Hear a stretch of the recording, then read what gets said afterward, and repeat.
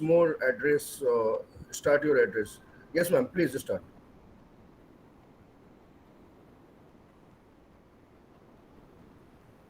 Please. So half of it was impromptu. Okay. Welcome everyone to the forum. It is said that history is shaped by the power of the youth. Dr. Kalam India Foundation welcomes all of you to this forum meant for the youth of India. Their voice, their views, their vigor and their vivaciousness all will find expression in this unique contest, which has participants from all across the nation and beyond. This unique contest called Bharat Meri Nazar Se.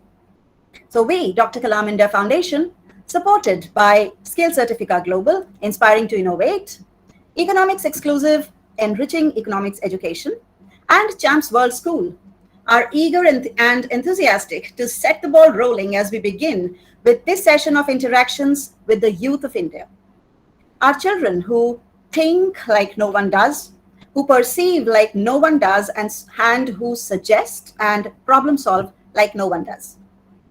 So on behalf of Dr. Kalam India Foundation, I, Swati Singh, coach, learning designer, and founder, Economics Exclusive, warmly welcome everyone present with us today. स्वागत है आप सबका। कहिए अपने दिल की बात, जैसे आप चाहें, हिंदी में, इंग्लिश में, पहुंचाएं अपनी बात हम तक और बताएं कि कैसा है आज का भारत आपकी नजर से. We are honored with the presence of so many edu leaders over here who are all celebrities in their own right. Let me first introduce our moderator for the session, Ms. Namrata Bobde. Welcome, ma'am. Good evening, ma'am. Thank you. She's a dynamic educator, a new education policy enthusiast, a coordinator of Worldwide Green Project for entire Uttarakhand, and also a certified parenting coach.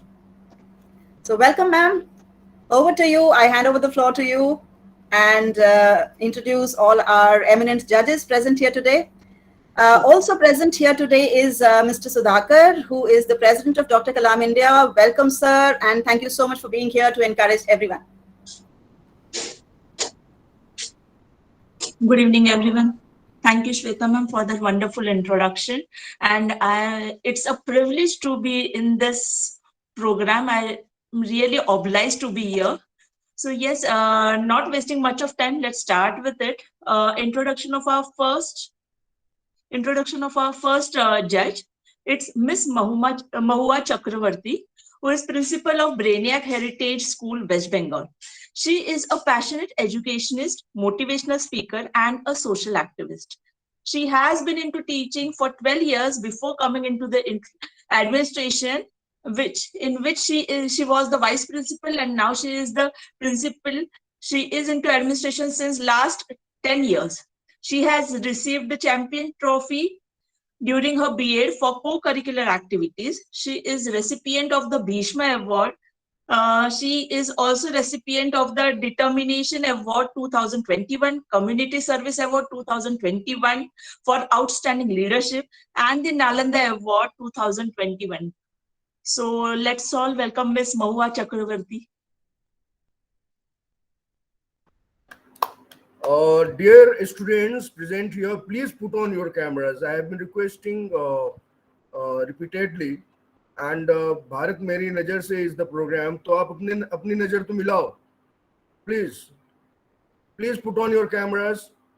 Thank you very much, ma'am. Please.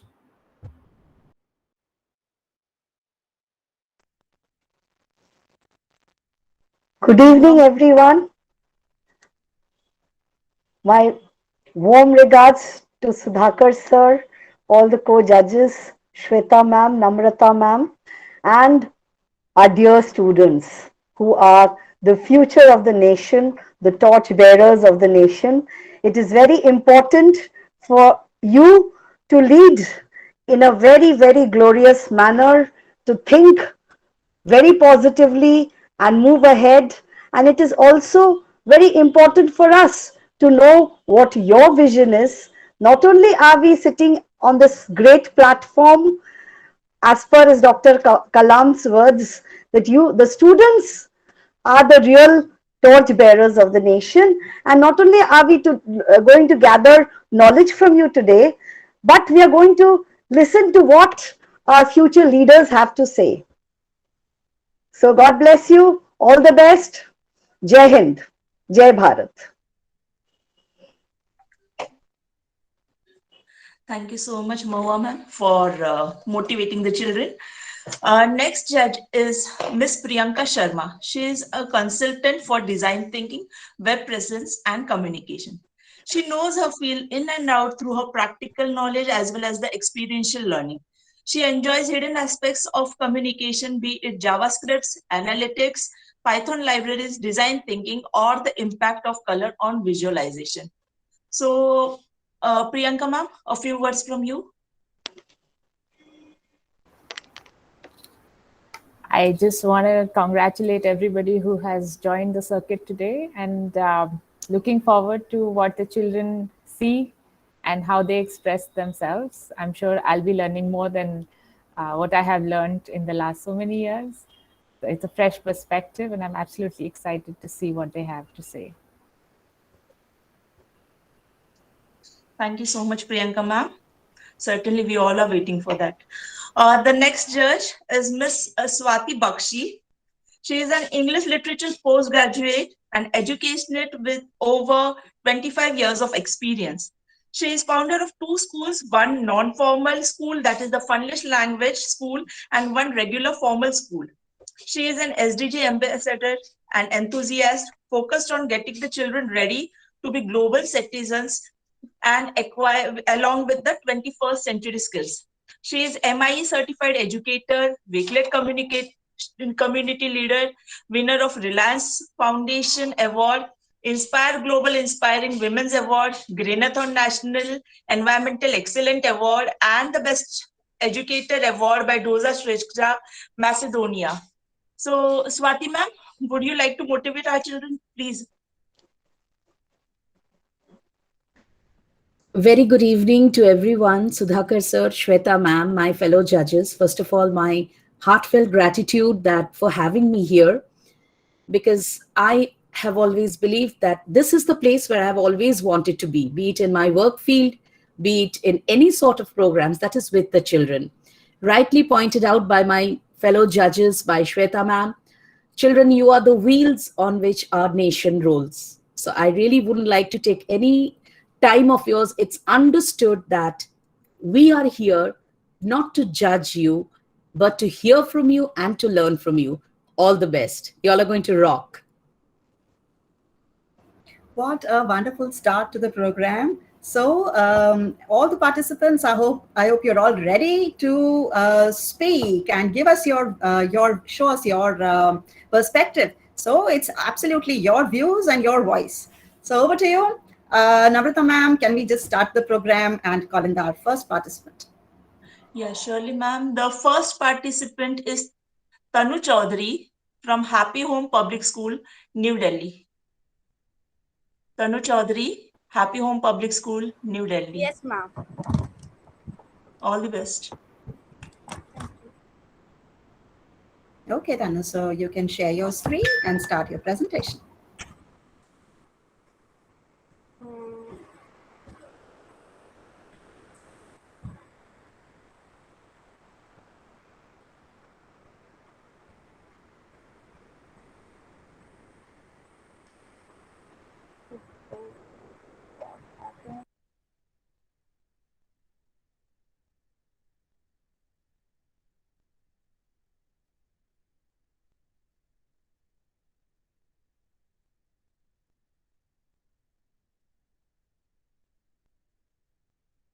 Ma'am, can I take some time? Actually, the screen sharing is not working.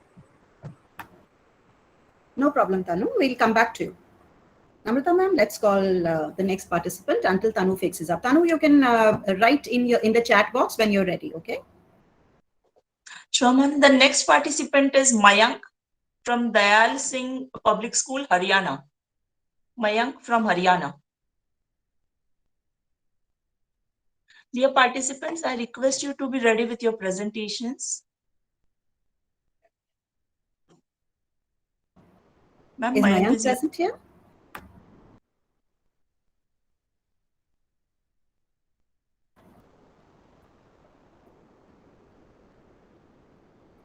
Okay, let's call in the next participant, ma'am.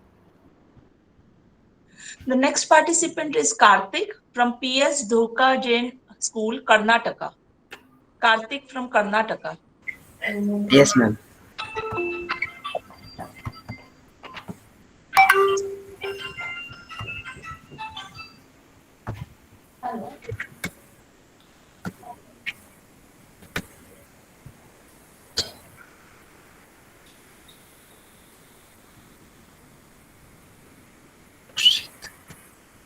Mr. Karthik, please put on your camera.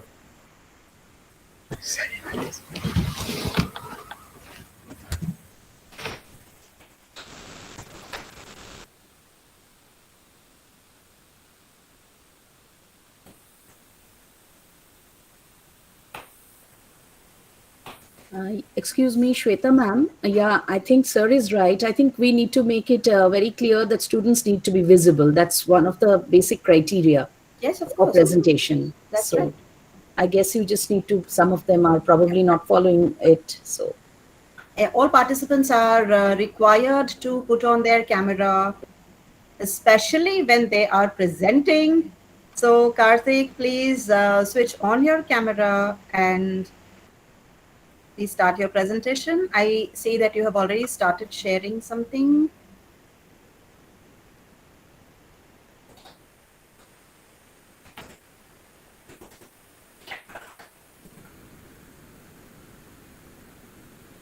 I think there's an audio issue. Your presentation is not visible, Karthik.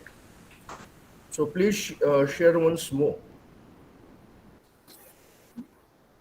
Shweta, do we need to help the kids with how to share screen? Is that something we want to talk about? Do you need help, Karthik? What is the issue at your end? Maybe we can fix it.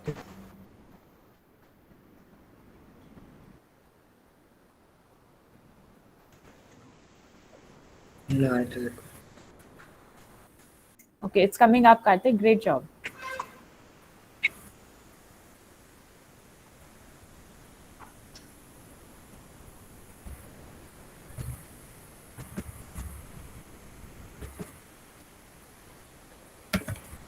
Ma'am, is it visible?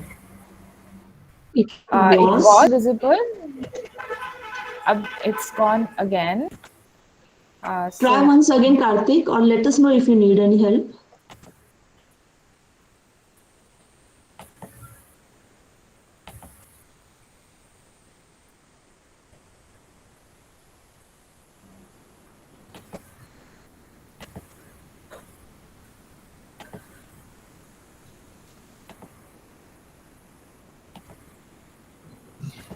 no worries. You just relax. Yes, it's visible. Great. We can see it. Fantastic. Good. Now it's all clear. Let's see what you can share with us. Okay, Karthik, you need to put your camera on too. And the One minute, presentation ma'am. has vanished again. Are you sharing your tab or your window? What are you sharing, Karthik? Or your screen? I'm sharing my entire screen. Okay.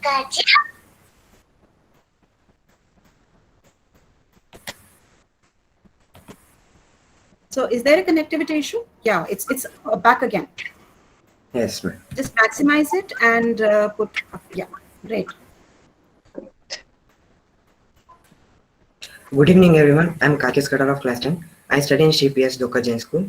Today, I'm going to talk on the topic unemployment. Introduction. On one hand, India is seeing upwards for a sustained growth rate, and on the other, it is still a low-income developing economy. Even today, nearly 25% of India's population lives below the poverty line. Also, there are many human and natural resources which are underutilized.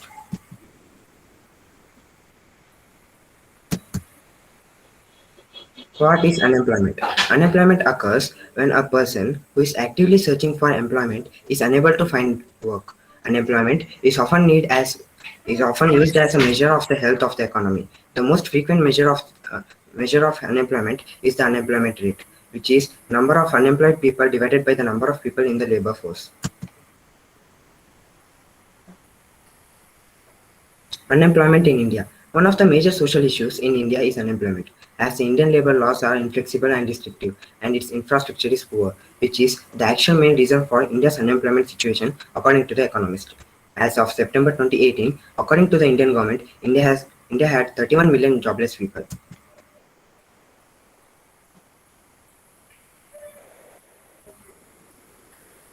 Effects of unemployment.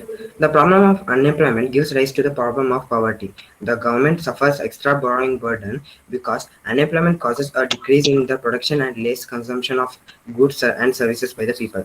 Unemployed persons can easily be enticed by antisocial elements. This makes them lose faith in the democratic values of the country. People unemployed for a long time may indulge in illegal and wrong activities for earning money, which increases crime in the country. The problem of unemployment gives rise to the problem of poverty. Ways to prevent unemployment. Education. For every problem in the world, education stands as the strongest solution. Education is the basic right of any citizen, and it should be provided with minimum fees. Right for equal educational facilities to skill-based and computer knowledge, the education system can and should be improved. Career guidance. Job seekers who are educated but could not figure the right career path should consult a career guidance expert. Every industry has numerous career opportunities, but Indian workers lack complete awareness about the same. A career guidance expert can help job seekers understand the industry know-how, zero down on the best career option, and choose the right career path for them. Skill-based training. Every job role requires a specific skill set, and every job seeker should get trained in those skills. Many tech startups provide career guidance with industry, job, or company-specific training to hone organizational skills. These skills training sessions also include building training, interviews preparations through mock interviews, and everything that can help job seekers become employable.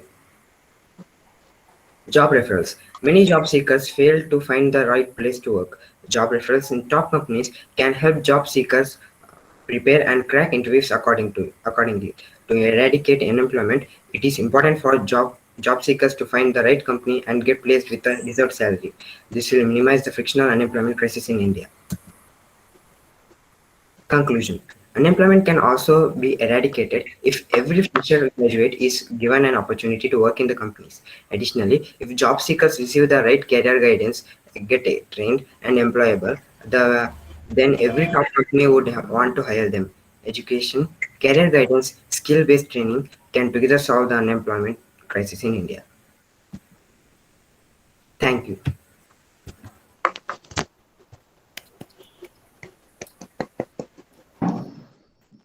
Thank you so much, Karthik. You were really very to the point.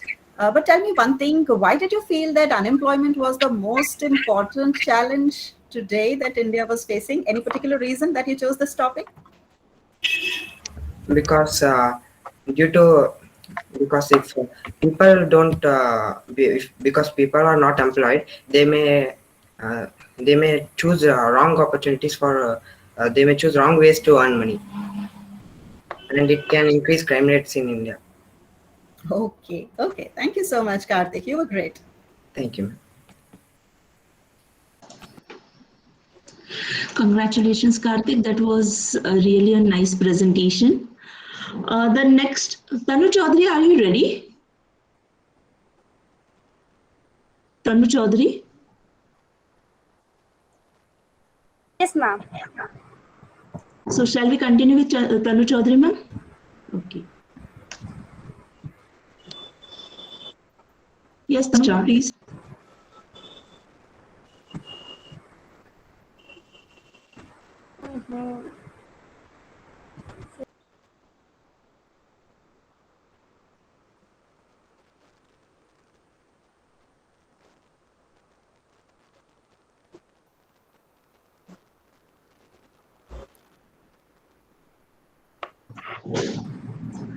Dear Tanu, are you ready with your presentation? Ma'am, I think they're facing some Okay. connectivity. After Karthik, the next participant is Nitish, DAV Model School, Sector 15A, Chandigarh, Haryana. Yes, Nitish thank, from yes, Haryana. ma'am. Thank you, ma'am. Good Thank evening. you.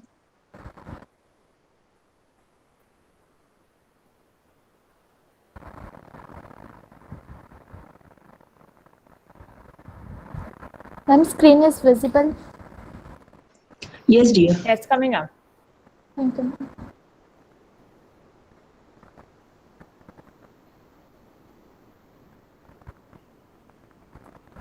Good evening to all present here. Today I, Nitish, express my views on the topic.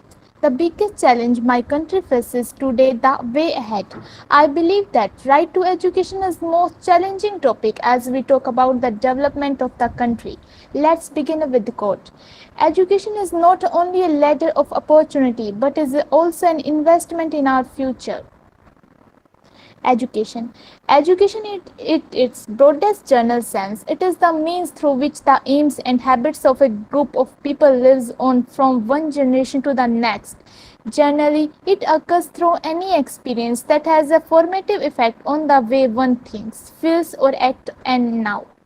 In its narrow technical sense, education is the formal process by which society deliberately transmits its accumulated knowledge, skills, customs, and values from one generation to another.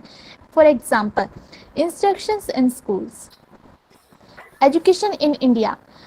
Education in India is provided by the public sector as well as the private sector with control and funding coming from three levels: federal, state and local. The Nalanda University was the oldest university system of the education in the world. Western education became ingrained into Indian society with the establishment of the British Raj. Statistics in India. It shows the data students studying under Right to Education Act, and second one, the literacy rate in 2011, 2015 and 2018 by the gender system. Right to Education Act. The Right of Children to Free and Compulsory Education or Act or Right to Education Act RTE, which was passed by the Indian Parliament on 4 August 2009, described the modalities of the provision of free and compulsory education for children between 6 to 14 and in under India under Article 21A of the Indian Constitution. Firstly, India became one of the 135 countries to make education a fundamental right of every child when the Act came into force on 1 April 2010. Right to education is a universal entitlement to education, a right that is recognized as a human right.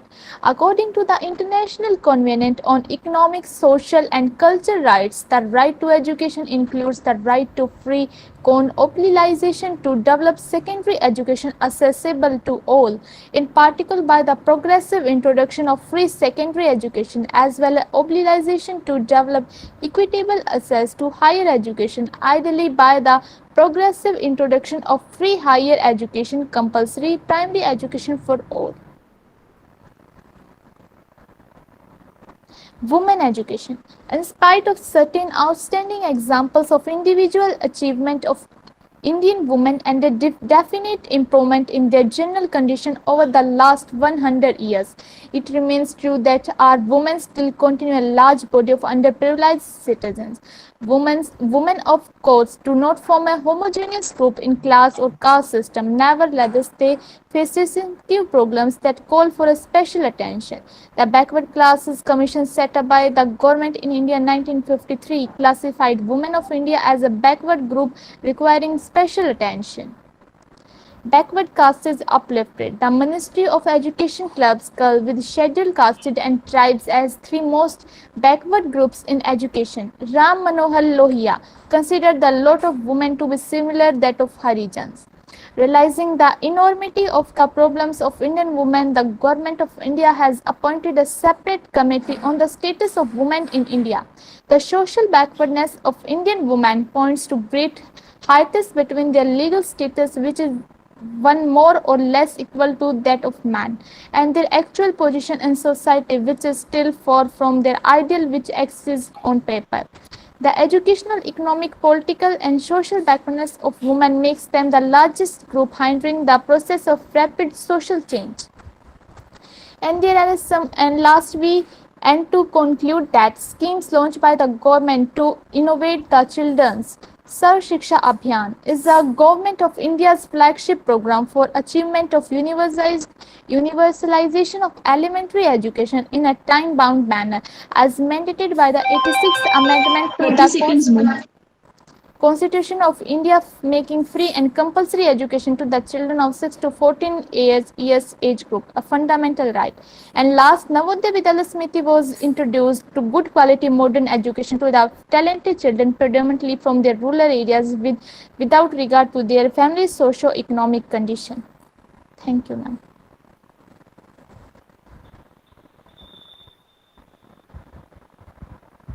Thank you so much, Nitish. Thank you, ma'am. It was a very well-researched presentation. Would any of the judges want to comment on that?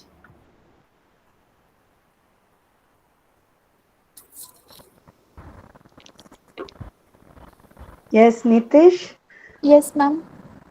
So, what do you propose, like with the education system, right to education? What is your plan, or what do you propose for the future of India?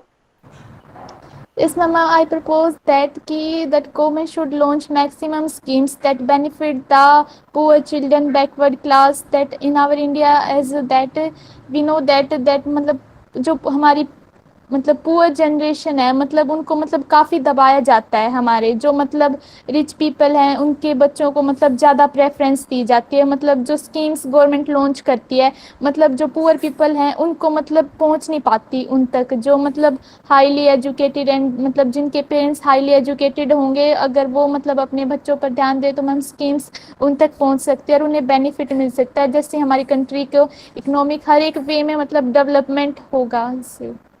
बिल्कुल बिल्कुल dear, बहुत अच्छा आपने कहा. और education of the poor as well as education of women, तभी देश Yes, की ma'am. प्रगति होगी, isn't it? Yes, so ma'am.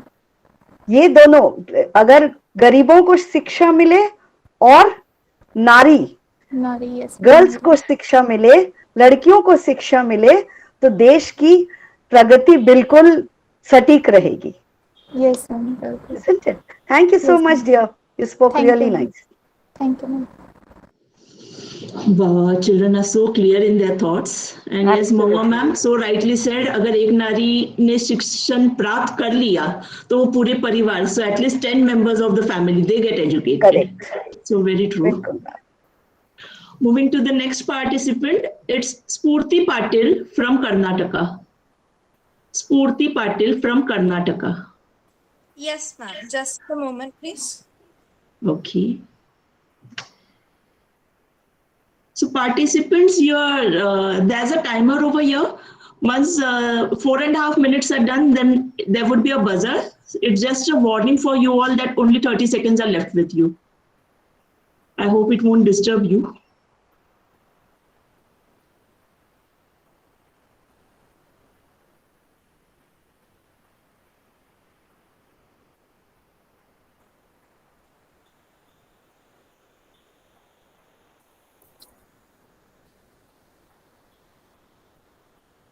Ma'am, is my screen visible?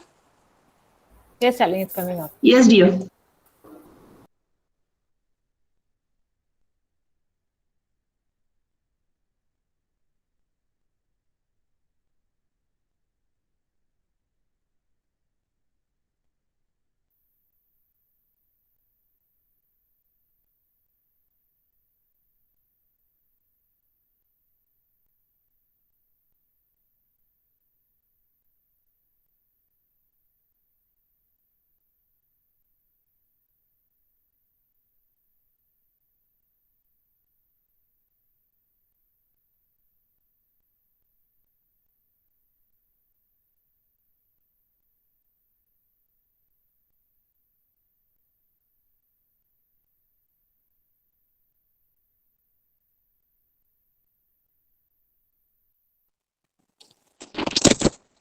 Good evening, everyone. I'm Spurti Patil from class 9, studying in Sri Puranmal Shrenik Raj Dhoka Jain School.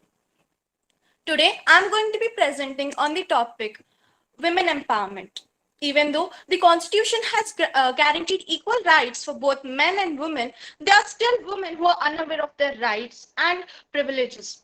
So let us see what women empowerment is.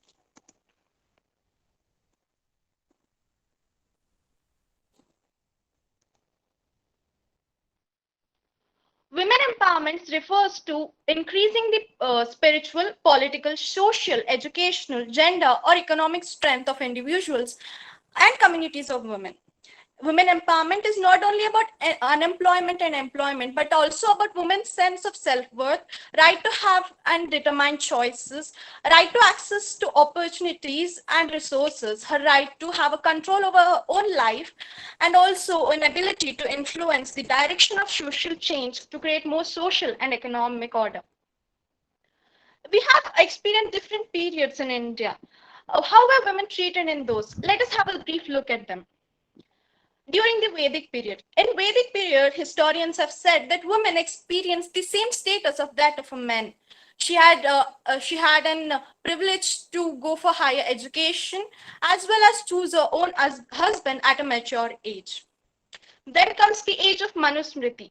During this course of time, women would decline the right to education. Even it declined to such an extent that the birth of a girl child was considered as a misfortune. Child marriage became a natural trend in this period, and husbands were given the position of a god in these times. Then comes the medieval period. Medieval period is also known as the Dark Age for women. It is the age of Mughal Sultanate. During this time, when foreign conquerors came to India, they also brought their own culture in here. They regarded women as a sole property of the father, husband, or brother. They thought that women did not have any personality of her own. This type of thinking also crept into that of Indians. Indians began to protect their women, and their women started to wear purda, a veil which covered her body.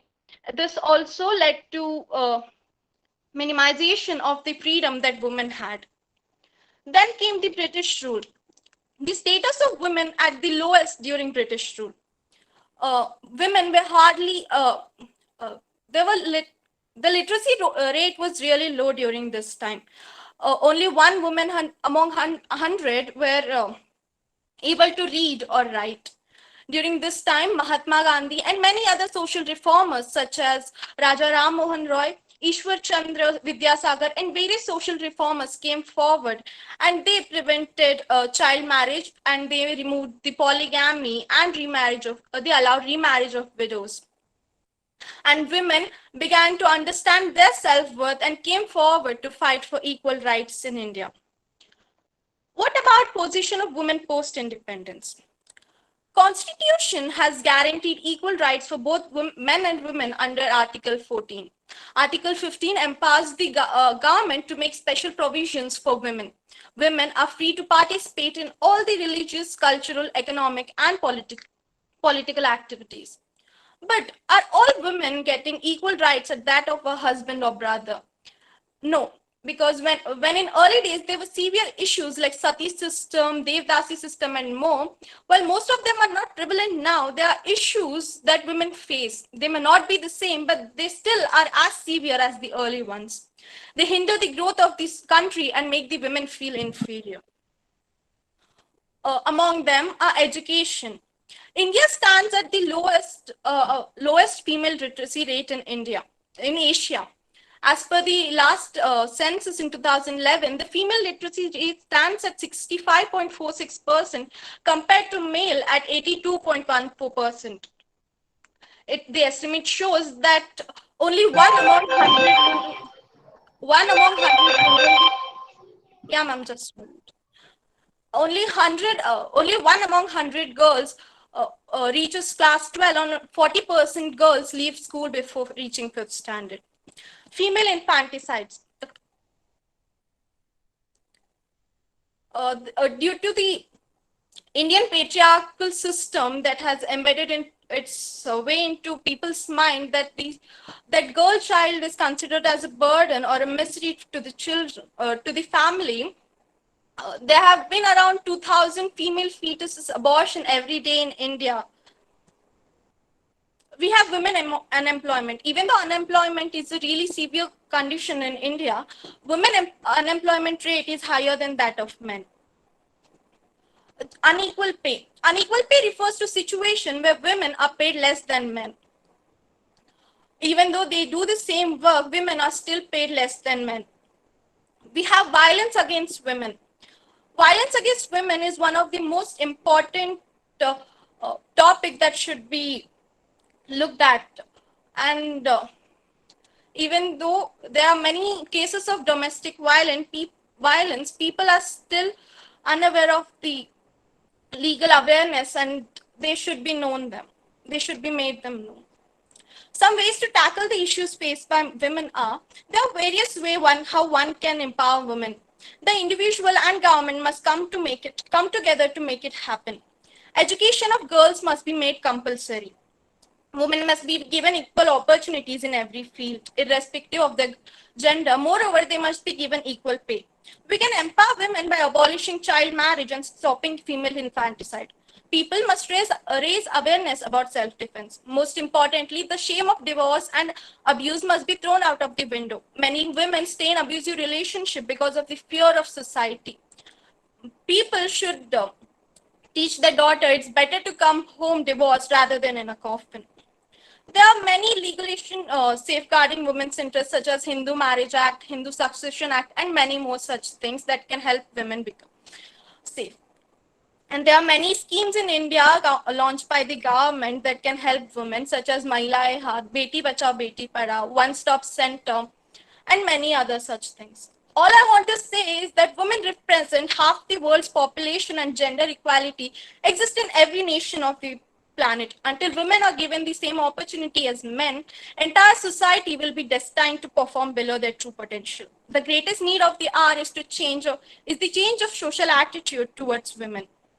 Malala Yousafzai quoted, there are two powers in the world, one of the sword and the other of pen. There is a third power stronger than both, that of a woman. Thank you. Very, very powerful presentation, Spurti. We are proud of you. Thank you so much. Swati ma'am, Yes. would you like to say a few words to Spurti? Thank you. Thank you. I was just going to ask your permission, ma'am. Spurti, first of all, let me congratulate you on a very comprehensive, in-depth researched presentation. And you showed us the entire evolution of women empowerment, right from the ancient through the medieval and the modern ages. I loved your presentation. Very, very good job, I should say. Such a young girl, such deep thoughts. Just one question for you, Spurti. Yeah, Just tell me one thing. As a student of class 10, let's say a 15 or 16-year-old kid, I'm sure you see a lot of inequality and lack of empowered women around you.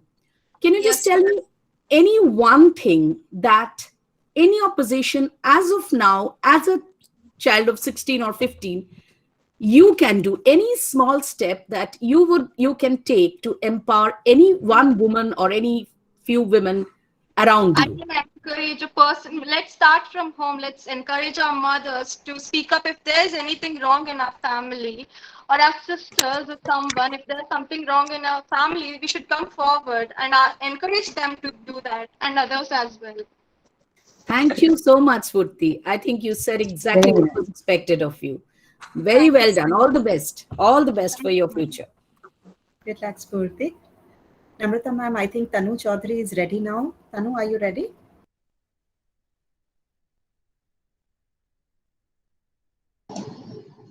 Yes, Tanu, ma'am. you raised your hand. I hope you're ready.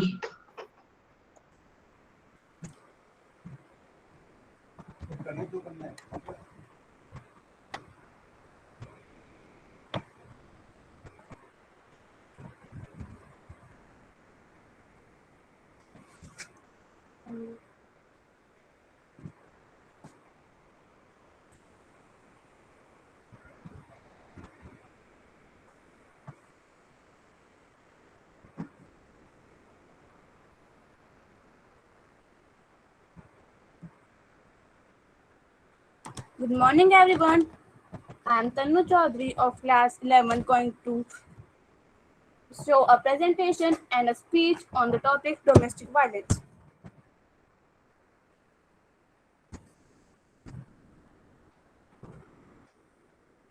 Domestic violence. We define domestic violence as a pattern of abuse behavior in any relationship that is used by one partner to gain or maintain power and control over another intimate partner.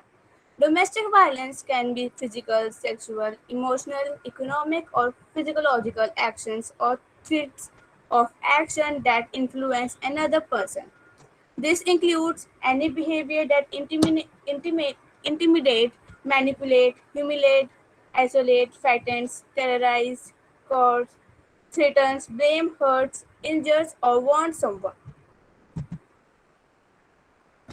Violence against women. Violence against women, also known as gender-based violence, is a collectively violent act that are primarily committed against women. The United Nations defines violence against women as any act of gender-based violence that results in or is likely to result in physical, sexual, or mental harm or suffering to women, including threats of such acts, coercion, on arbitrary deprivation of liberty, whether occurring in public or private life. History of domestic violence. Historically, through the late 80s, violence and abuse committed against women within the confines of their marriage was sitting except attempted as a husband right. It was not until the late 1970s that domestic violence started gaining recognition as a crime of violence, and it took another 20 years for federal and state legislative to catch up, providing protections against and serious punishment for such acts. Tanu, just a second. We would require you to put on your camera, Tanu, because we want to see you speaking, my dear. In case the cameras are not on, then it might lead to reduction in your grading. So I request, please put on your camera. Ma'am, is it visible now?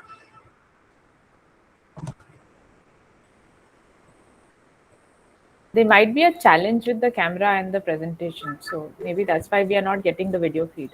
If she is doing from the mobile, then she might face some. Yeah, now we can see If it is you. done to the mobile, then it might be a challenge. But if it's Yeah, okay, Tanu, how we are you can see. present? Yeah, Tanu. Yes, we can see you, Tanu. Thank you so much. Can you? It's a strange matrix that has come up. Yeah, it's back. Ma'am, Tanu. can I We start? can see. Yes, You please can continue. that.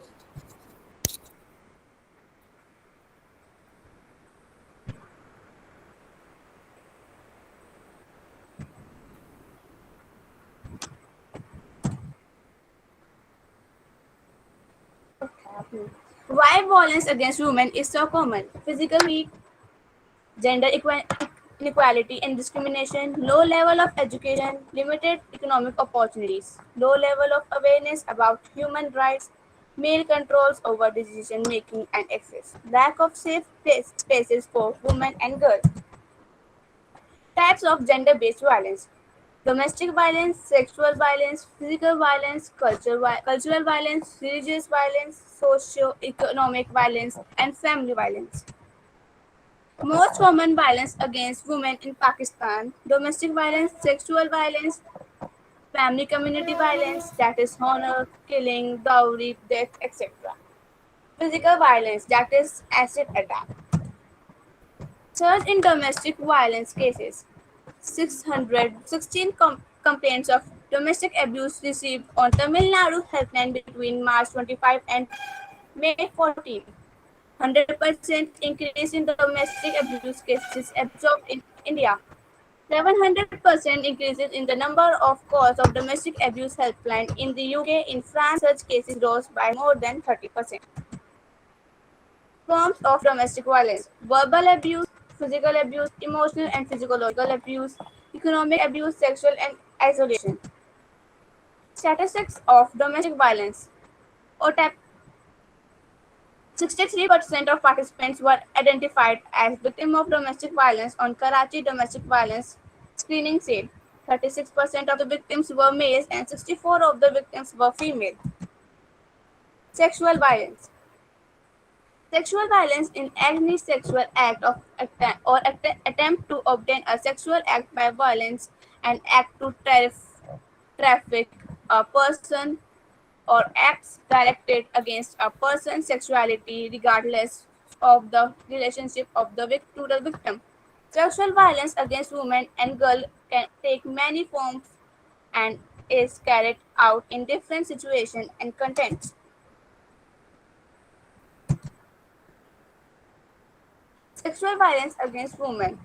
The WHO World Report on Violence and Health lists the following ways in which sexual violence against females can be committed: rape within marriage or dating relationship, rape by strangers, unwanted sexual advantages, or sexual harassment, including demanding sex in return for favor, sexual abuse for mentally or physically disabled women, denial of the right to use contraception or to adopt other measures to protect against sexuality, sexual transmitted diseases, forced prostitution, and trafficking of people for the purpose of sexual exploitation. Consequences of sexual violence: depression and anxiety, loss of self esteem, emotional distress, nightmare, self blame, mistrust, chronic mental disorder, committing suicide, and many more. According to Angelina Jolie, we must send a message around the world that there is no disgrace in being a survivor of sexual violence, that the shame is on the aggression. Physical violence. Acid violence. Acid violence is the deliberate use of acid to attack another human being. The victims of acid violence are mostly women and children, and attackers often target the head or and face in order to disfigure and blind. Reasons of acid attack: revenge for refusal of marriage proposals or other romantic or other sexual advantages. The person threw acid with an intention of injuring or disfiguring the bodies and burn on the face. Land or family disputes, demands for dowry, for attending school, for not wearing hijab and abaya, for not behaving well, for speaking too much, or laughing loudly. Statistics. Acid attacks are most prevented in Pakistan, Bangladesh, India, Nepal, and Cambodia. They have also been reported in Afghanistan and in other parts of Africa and Europe. Between 150 and 400 cases of acid attacks are reported in Pakistan every year. As many as 80% of victims are women and almost 70% are below 18. Such attacks are not used to kill the victim but to cause disfigurement and can often cause blindness, hearing loss, and physical and mental pain. Tanu, could you please take us through the slides a little more quickly because you are almost to the end of your presentation time limit. Okay, my dear? What? Just take us through the slides quickly. Okay, you have almost exceeded the time limit. Okay.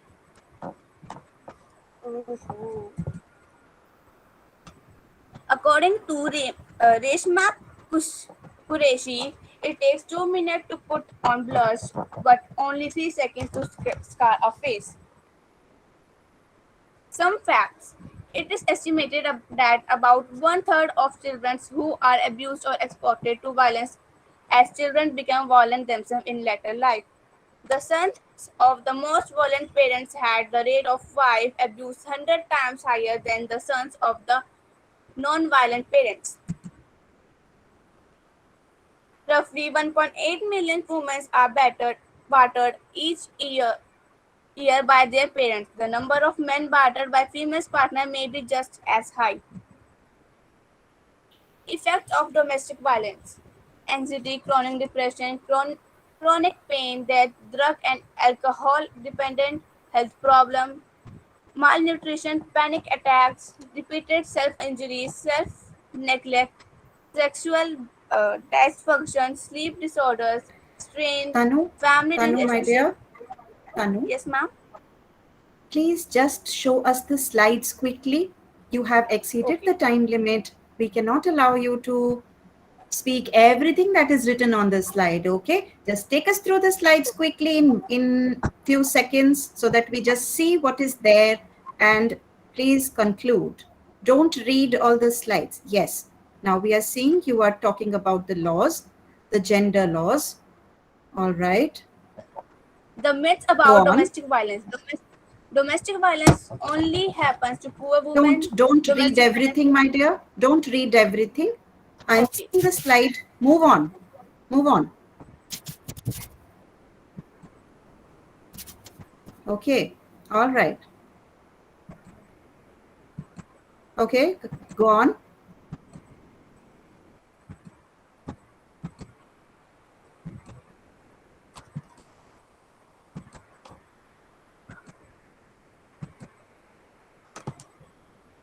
We got you. Thank you, Tanu. Remember, Tanu, whenever you're presenting, you have to rehearse with the time limit, okay? We cannot just go on and on, right? Good, Tanu. Okay. Sorry, ma'am, for interruption. No problem, no problem. You have a lot many presentations to do now. You are just starting. So this is for future. Just remember, stick to the time limit, okay? Yes, ma'am. So moving on to the next participant, it's Anisha Suresh Gupta from Maharashtra. Anisha Gupta from Maharashtra. Anisha Gupta from Maharashtra. Ma'am, can you hear me? Yes. Ma'am, I'm having Anisha, little bit we hope network that you are issue, ready. so that's why I'm not able to share my screen. I'm having little bit network issue.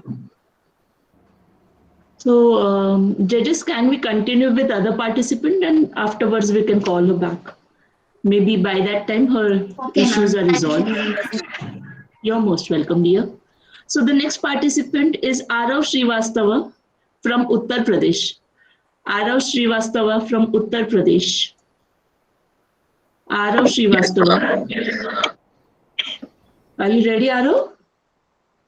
Yes, ma'am. Please go on. Just a gentle reminder to all the participants, time limit is 5 minutes and please be ready with your presentations. After 4 minutes and 30 seconds, there would be a buzzer, which would be a warning that still you have 30 seconds left with you. Thank you so much.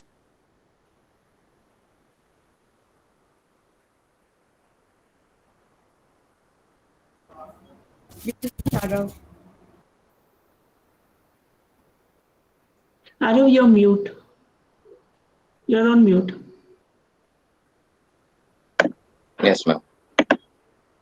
So, good evening, everybody. Today, I am going to tell you the challenges which are faced today and the way ahead on the topic health infrastructure and vaccines. So, we all know the virus during this pandemic. We have all seen that the virus is deadly. So, uh, it's now mandatory for everybody to get vaccinated.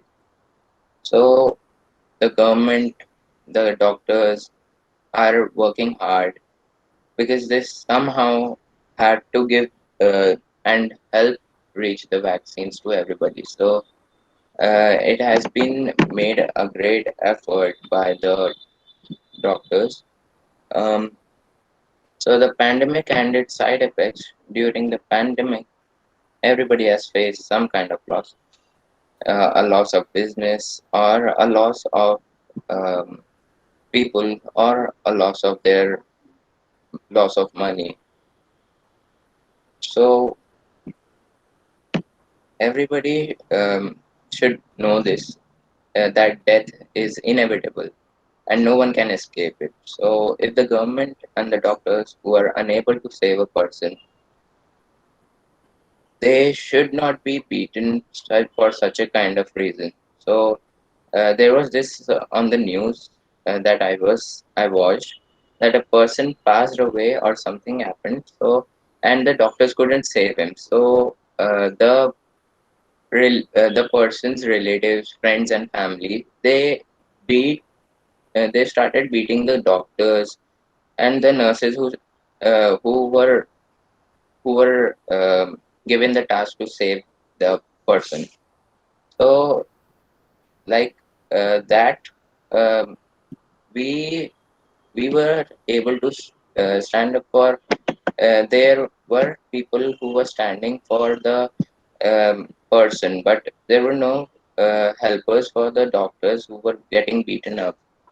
Only their families and the people who know them or lived in the same colony or society were able to do it.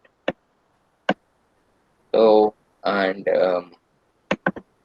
so and so we all know that vaccines and the medicines and the injections uh, are are being sold in the black market, and it's like expensive, highly expensive. So the price ranges from 2 to 5 lakhs. So that is a lot, and in black market we have to pay in cash. That's very uh, very difficult for a person to keep 5 lakhs or 2 lakhs in cash to give and purchase such kind of medicines. So even the beds and oxygen cylinders, they cost like in the range of 2 to 5 lakhs. So there is a very necessary. They are now unnecessary things. So and but they the government is helping it, but government is increasing the price so high that it is impossible for the poor people to collect it and buy those medicines and injections. And so the challenges which are going to be faced ahead. So in the news I saw that there was some kind of virus found in Pakistan, that there has been a COVID variant of COVID that is vaccine proof. That can be a major problem to India, which can be faced ahead. So they and also the India adopted a new education system, but it was no use. There were no openings of schools and anything. So if they adopted a new education system, they could also the adopt the education system, except the education system. They could have adapted the COVID situation being held outside in I other have 20 countries. seconds left for you. 20 Okay, seconds ma'am. left for you. Then they should have, like in UK, their only schools are open. Everything else is online. The offices are online. It's work from home for everybody except the kids. Uh, and thank you. Very interesting thoughts, Arav, and quite insightful also. I would like Ms. Priyanka to comment on this if she has something to say to Arav. Arav, I must congratulate you for speaking extempore. I must congratulate you for talking about topics which people don't talk in public so confidently. And Thank you, ma'am. I must congratulate you for being able to observe and share your thoughts at a public forum like this. So I think I can say that you have a lot of courage, and I wish you all the best. And Thank you, ma'am. as somebody who's walked the path of life longer than you have, my two pieces of advice would be to have an opinion on the contrary to what your opinion is, and make balanced choices. So God Thank you. bless you, and it was a pleasure listening to you. Thank you, ma'am. What a wonderful advice. Thank you, Priyanka.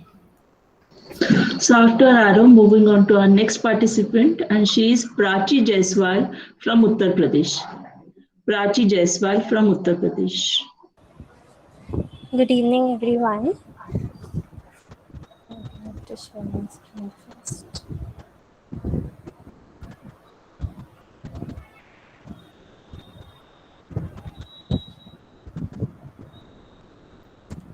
My name is Prachi Jaiswal, and I am a student of class 12th.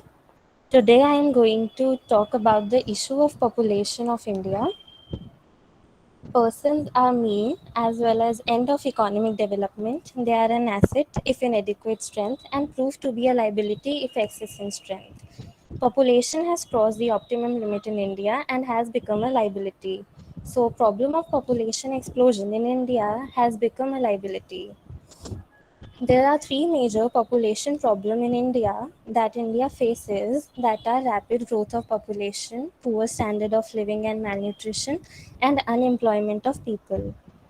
Rapid growth of population. The population of India is rising rapidly at a very alarming rate.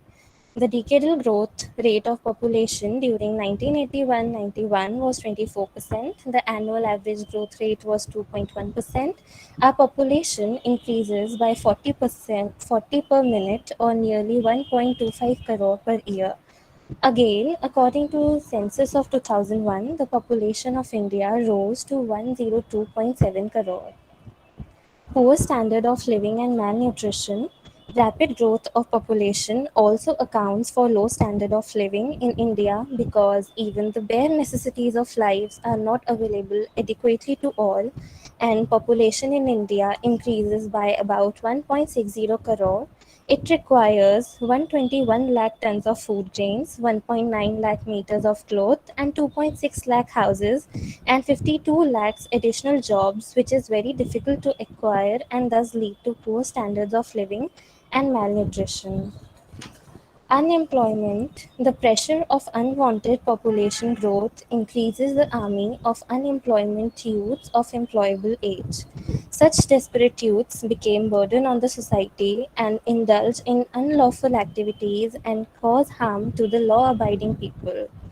As we can see in the picture effect of high population, the rate at which the population is increasing, it's not possible to increase services or jobs at such a rate. So as a result, many people are left unemployed. There are some more effects of large population in India. Problem of capital formation. Composition of population in India hampers an increase in capital formation. High birth rate and low expectancy of life means large number of dependents in the total population. In India, 35% of population is composed of persons less than 14 years of age. Most of these people depend on others for subsistence. They are unproductive consumers, so the rate of capital formation falls. Large population also leads to social problems. Population explosion gives rise to a number of social problems. It leads to migration of people from rural areas to urban areas, causing the growth of slum areas. People live in most unhygienic and insanitary conditions. Unemployment and poverty lead to frustration and anger among the educated youth, which leads to robbery, beggary, and prostitution and murder, etc. Population creates pressure on environment.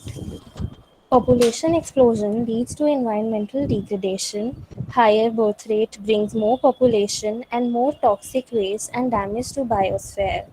Effects of population is also seen in the pandemic going on. If there are a large number of people in the country, it will take more time for two people to get vaccinated. Like in India, there was a shortage of vaccine earlier because the production was not as large as the population of India. As we know, every problem has solution. So here are some measures to control population of India. Social measures to control population of India. Minimum age of marriage should be fixed by the government. The problem of child marriage is highly prominent.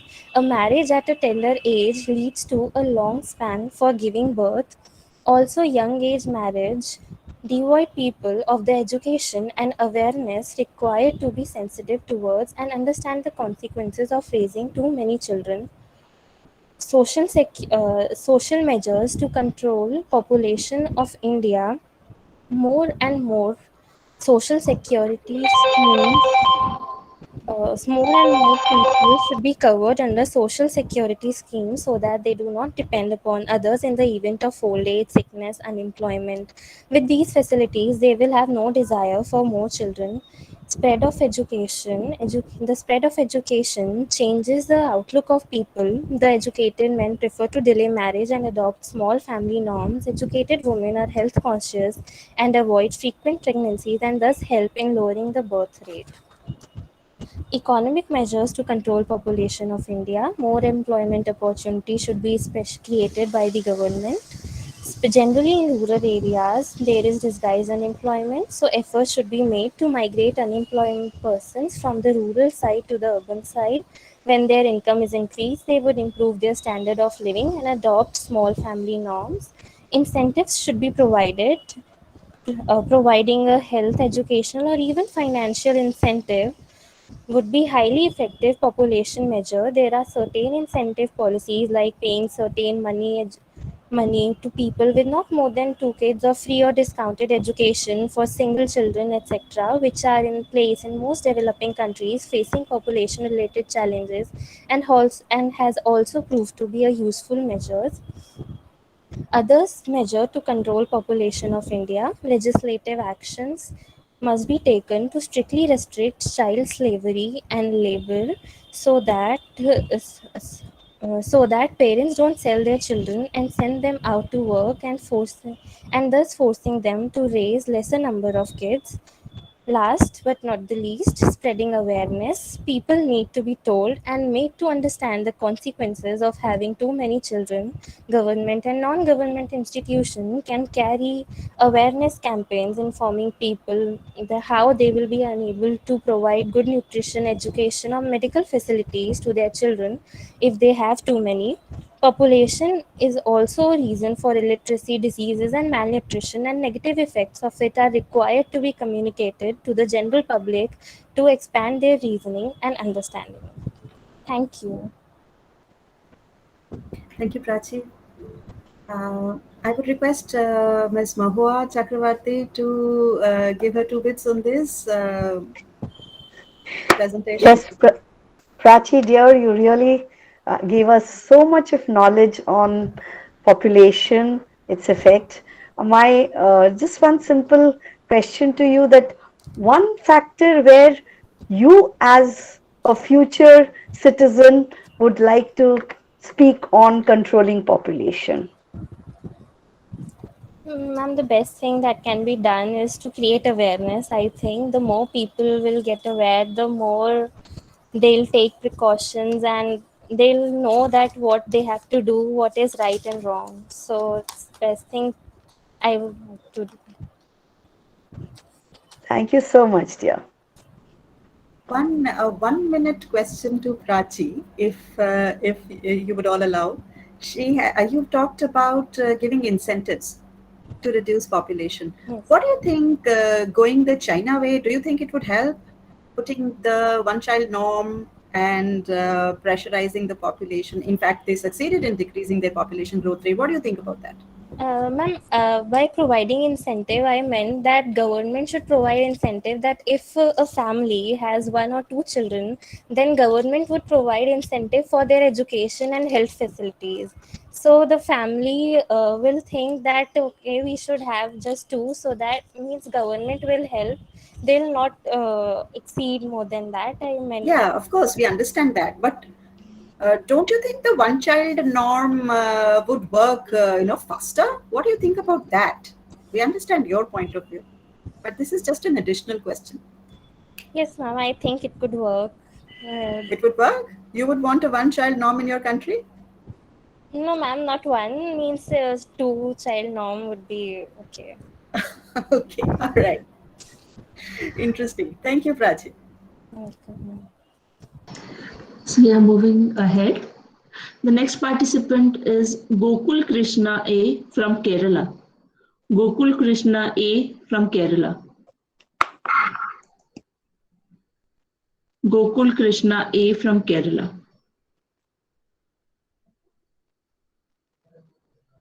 Moving on to the next. Kayal Jayasilan, UAE. Kayal Jayasilan, UAE.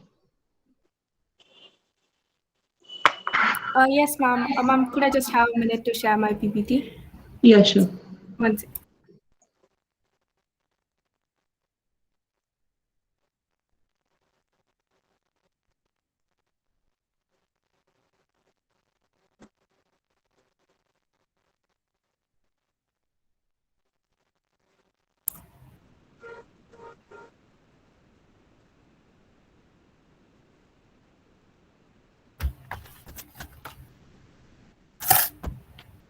Just a second, because I need to share it from my tab.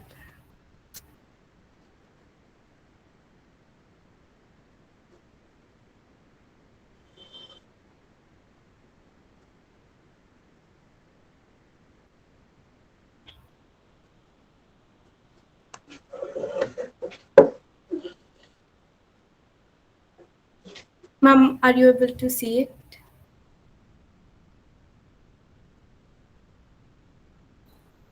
No, darling, it's still to come up. We'll just wait for some time. Ma'am, because I think because I'm sharing from my tab, there's like a small white screen if you can see it. If you could just pin it, because I don't have another way to share. Okay, let's fetch for that. And let me fetch it on my screen at least. Yes, I have pinned it to my screen also, so I can see. Got you. I have you here. Yes, we have a white screen up. Yeah. Okay, so shall I proceed? Cool. You go ahead. I'll try to take care of what I can do.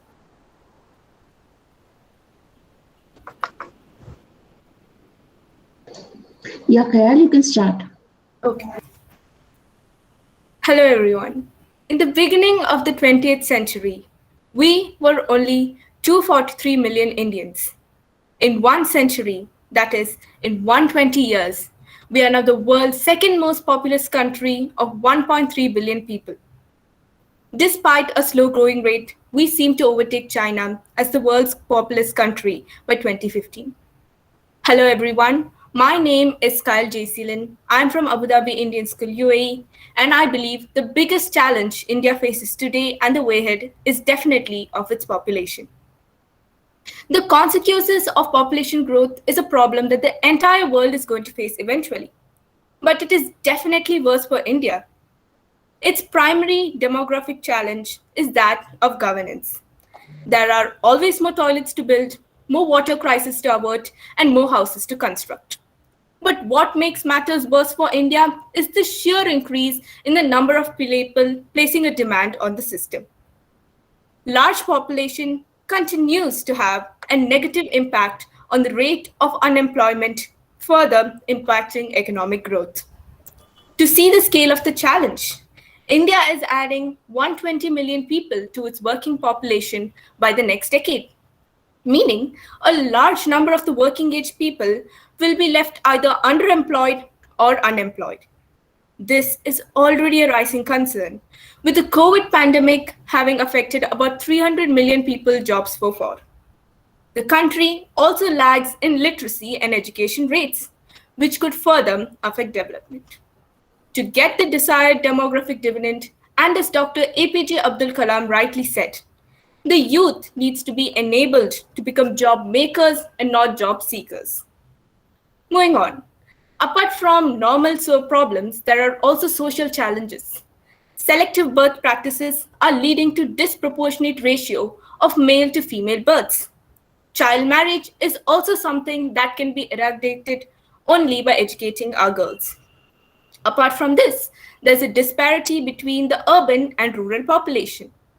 only 35% of the population lives in urban surroundings, meaning with basic facilities. So creating another major problem, which is poverty. So we need to point out that we do not have enough resources. We need to point it out. Power generation is already a key challenge. Poor infrastructure has hampered India's ability to use its abundant coal reserves.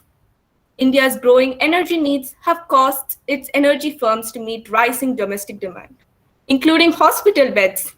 Is it because we have defunded our public health infrastructure to create space for private healthcare, which has beds for patients if they can afford them? We need to remember that population is not the problem so much as inequality is, and looking away is. Rather than looking for ways to control or pressurize the population, we need to consider and support approaches towards the prime assets, such as the 700 inhabited islands, the 17% of the wasteland, encouragement of smart cities. If we can channel this potential constructively, we can achieve a secured governance that would move through all the key goals: environmental protection, social well-being, and economic development. Last but not least, I would like to end my presentation with a few words of Dr. APJ Abdul Kalam.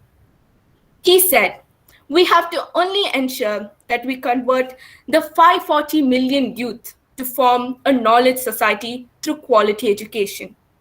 A knowledgeable society is the means through which we can bridge the gap between the rich and the poor. Today's challenge will become tomorrow's opportunity." So I rightly agree and believe that education for all might be the only thing that would take this challenge as the opportunity way ahead. Thank you. Very interesting, Kyle. And I loved the way you ended it, that population is not always a liability. It can become an opportunity. And that is, in fact, where India is poised, what India is poised to become, the youngest country, the country with the youngest workforce. Swati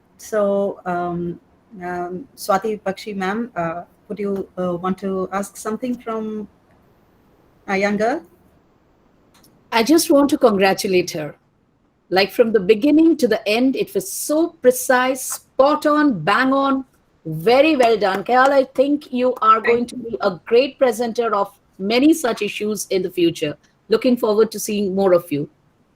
Ma'am, I would just like to say something regarding this contest, because it is not often that kids outside India, like me as an NRI, get an opportunity to learn about India. It's not often that we look outside and we see the daily problems that many Indians are facing every single day. So I think this was an amazing opportunity to just learn more about India and, get to know more. So I think that is why this was just an amazing experience. So can I jump in and quickly take 30 seconds and ask you what is your impression after you finished making that presentation? Very quickly. My impression is that I've taken my first step in pointing out to what I want in the future. Interesting. And I think one of it is to be able to convey your thoughts very well. So God bless and wish you all the best. Thank you. Thank you. Thank you. So yes, bang on, Kaya. Beautiful presentation, confident speaking.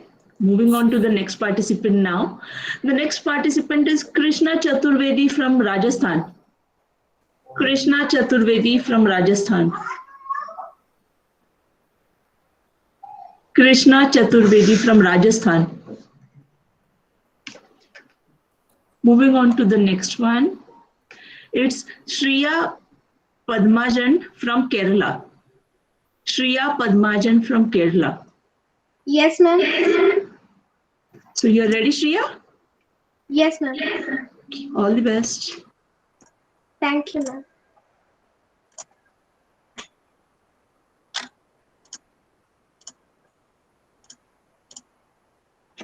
Good evening, everybody. I am Shriya Padmajan and I'm a student of MGM Karna Central School. As part of Bharat Meri Nazar Se, I am going to talk about healthcare, which is considered as the biggest challenge that our country faces today and the way ahead. Healthcare. Healthcare is a set of services provided for the treatment of people who are physically and mentally ill. Healthcare is delivered by health professionals and allied health field workers. Now, moving on to the healthcare system of India.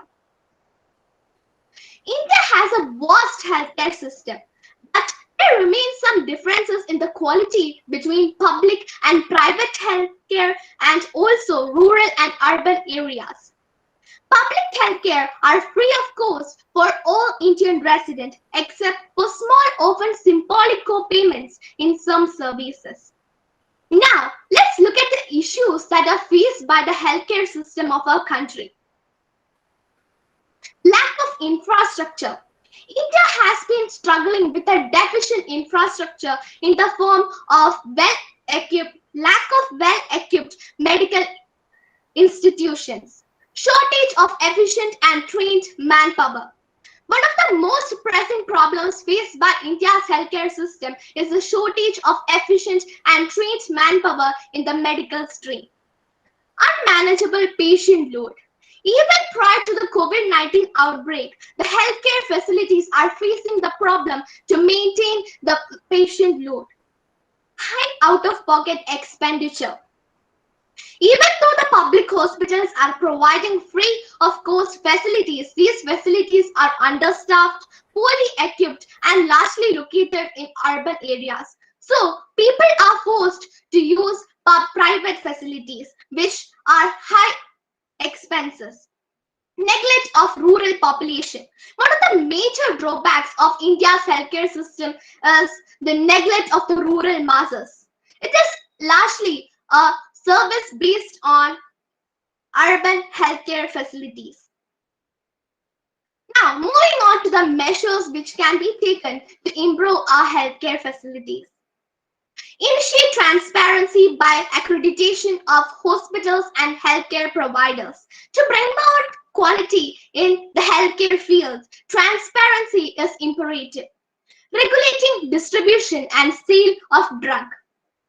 Often, public pharmacies are facing the problem of running out of medication that is free of cost, and in the private sector, sales and distribution of drugs is largely unregulated, and this needs to be regulated.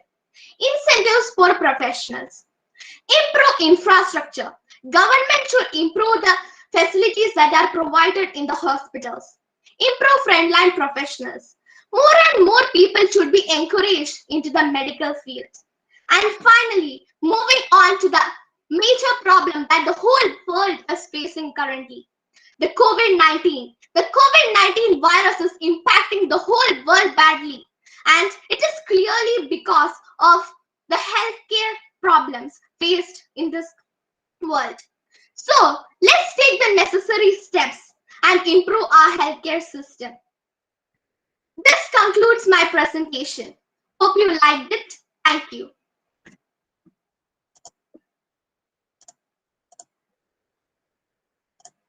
Very, very happy and a very confident, happy, and a very through and through presentation, I must say, Shreya. We loved listening to you. Mahua ma'am, would you like to say something about Shreya and her presentation and her thoughts? Yes, Shreya, it was wonderful. You were really so, especially your enchanting smile, the way you were smiling and confidently presenting. God bless you, Vita. And how, according to you, what is your way to bring up this healthcare, like in a positive way? You're thinking that population and the health sector has got affected. So what, according to you, is a solution from one solution from your side for better healthcare? Ma'am, I chose this topic especially because of the COVID-19 outbreak that has impacted the whole world, and it is clearly visible that the major measure that we can take currently is prevention.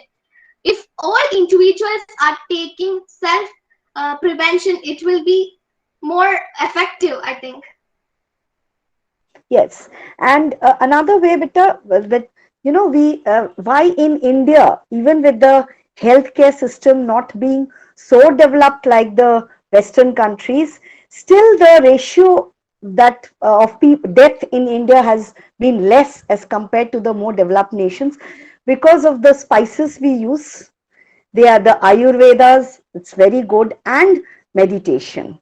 So that's one of the factors where we are able to combat it, even though vaccine is there, but the death ratio is less as compared to the Western countries. If you take the population ratio, it's because we are blessed to be Indians. Okay, thank you, dear. Thank you. Thank you, Shreya. Yes, Varun, we'll get to you, but please give us a minute, Namrata ma'am. So yes, now calling Kushank Mathur from Delhi. Kushank Mathur from Delhi. Yes, ma'am. Am I audible? Ma'am, am I audible? Yes, you're audible. Yes, you're perfectly audible. Okay, ma'am. Ma'am, before starting my presentation, ma'am, I want to say something actually. Ma'am, can I? Yes, ma'am. Ma'am, first of Go all, ahead. ma'am, I want to apologize, ma'am, because I have made my presentation on a bit controversial topic. So it is possible that maybe not the juries, but the participants may get offended with it. So if this is so, before hurting their sentiments, I am apologizing in advance. And ma'am, APJ Abdul Kalam sir never put a full stop in his research, in study, in writing books and all. So, ma'am, I also didn't, I actually forgot to put a full stop while researching for this particular competition. So, ma'am, it's possible that it may get extended by 10, 30, 40 seconds. So please pardon me for that. So, ma'am, I'm starting.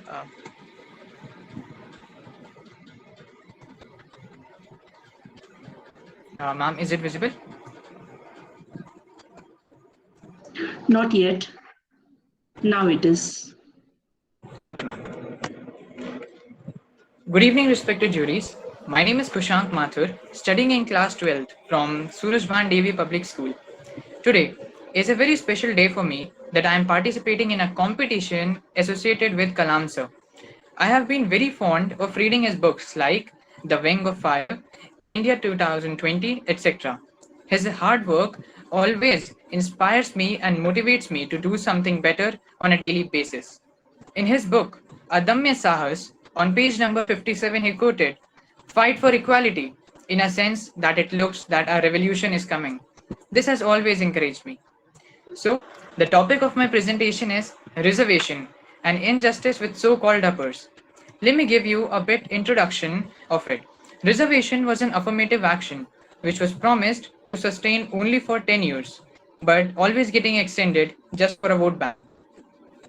Mandal Commission was established to assess socially backwards situation which further recommended 27% reservations for OBCs in government jobs. Well, this was a good decision, but it's a commission. So in my opinion, they would also have thought about the general category. So why the jobs of the general category share will be given to those who are already ineligible?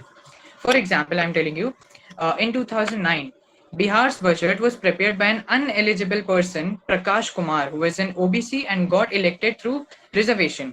So in that he mentioned that no tax will be there, like no tax will be imposed on wines, and 10% rise in tax would be there in consumer goods, and farmer subsidies would be reduced and APMCs will be dismantled. So at that time, its result was that, as per National Crime Bureau, 101 farmers suicided. With this decision, who is responsible for that? Now, more reservations are coming. Yay, enjoy. A survey was done by NSSO on children who are getting reservation and their thinking over studies.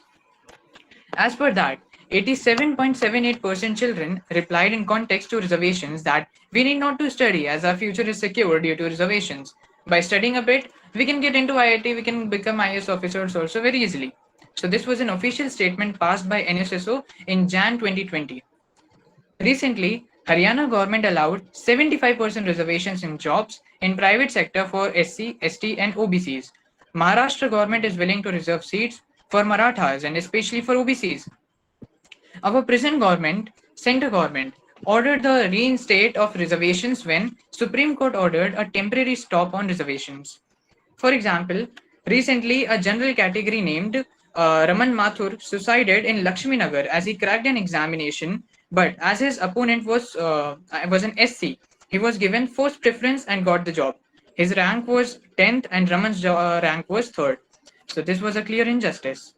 And this picture shows the reality of generals and reality of the reservations.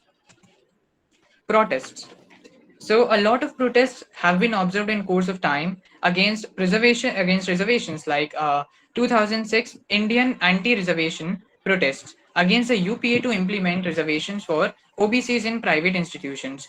So its result was that Rajiv Goswami, a youth and the future of the country, self-immolated, which led to his death. Our freedom of speech and expression was snatched, stripping our very fundamental right. Students were mercilessly lathi charged, and Bombay High Court was forced to intervene and stop the massacre from happening. Even this matter was sent to the then Prime President Abdul Kalam, and he extended his hand of moral support to the protesters.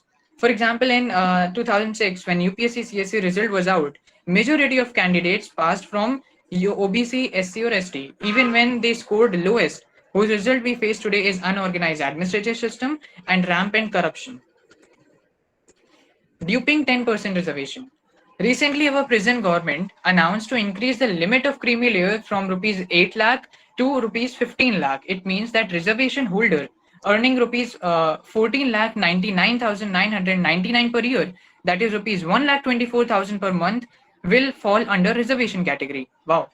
Whereas the 10% reservation for generals says that those generals earning more than rupees 5 lakh rupees will not get reservation as it belongs to creamy layer. This clearly shows that as per a conspiracy and a detailed plan, this 10% reservation game was played by the government to lure generals. Although approximately 99% of generals will not be able to get the benefit of that 10% reservation. The real condition of generals and of the society. Injustice in education sector. I'm sorry, ma'am, I have to exceed a bit. Scored 98%, but didn't get admission. But my friend scored 70%. He got admission in my dream college. It was an experience written in the Hindu of the author of the Hindu newspaper. During the admission in pre-primary class, this reservation is appropriate, but at least in live deciding 12th class, the reservation must be struck down and equality must exist there. Generals category student scoring more than SC category student, but then also not able to get the dream college, whereas the SC student gets. This don't promote equality, but just an hatred. Same is ensuing in Kashmir.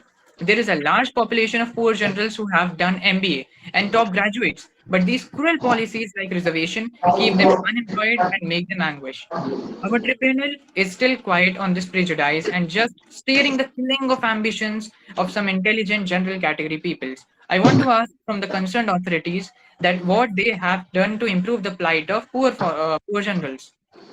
This is the protest, order of merit. The marriage of lack of logistics. Now you all may be having a question that what about the poor SCs, poor STs and poor OBCs who don't have mobiles or books to study? Why didn't you think about them? No. Yes, I thought, but maybe you forgot to read the authentic reports, articles and live examples of development of those people. As per IIT Delhi, 40.97% rural people have access to smartphones, 55.28% rural people have access to laptops, and in our new education policy on page number 156 clause 5, it's clearly mentioned that priorities will be given to rural areas when libraries will be set up. A fund of rupees 1127 crores has been released by government to create libraries in villages and towns of India. So you can see the happiness of rural people and the kind of socially backward people living over there. Laptops, everything they are getting. Now, the way ahead. I'm not a person who is going to create problem, or I'm not a person who is just going to ask the questions from the authorities. I want to be a solution-oriented student like Dr. Abdul Kalam was.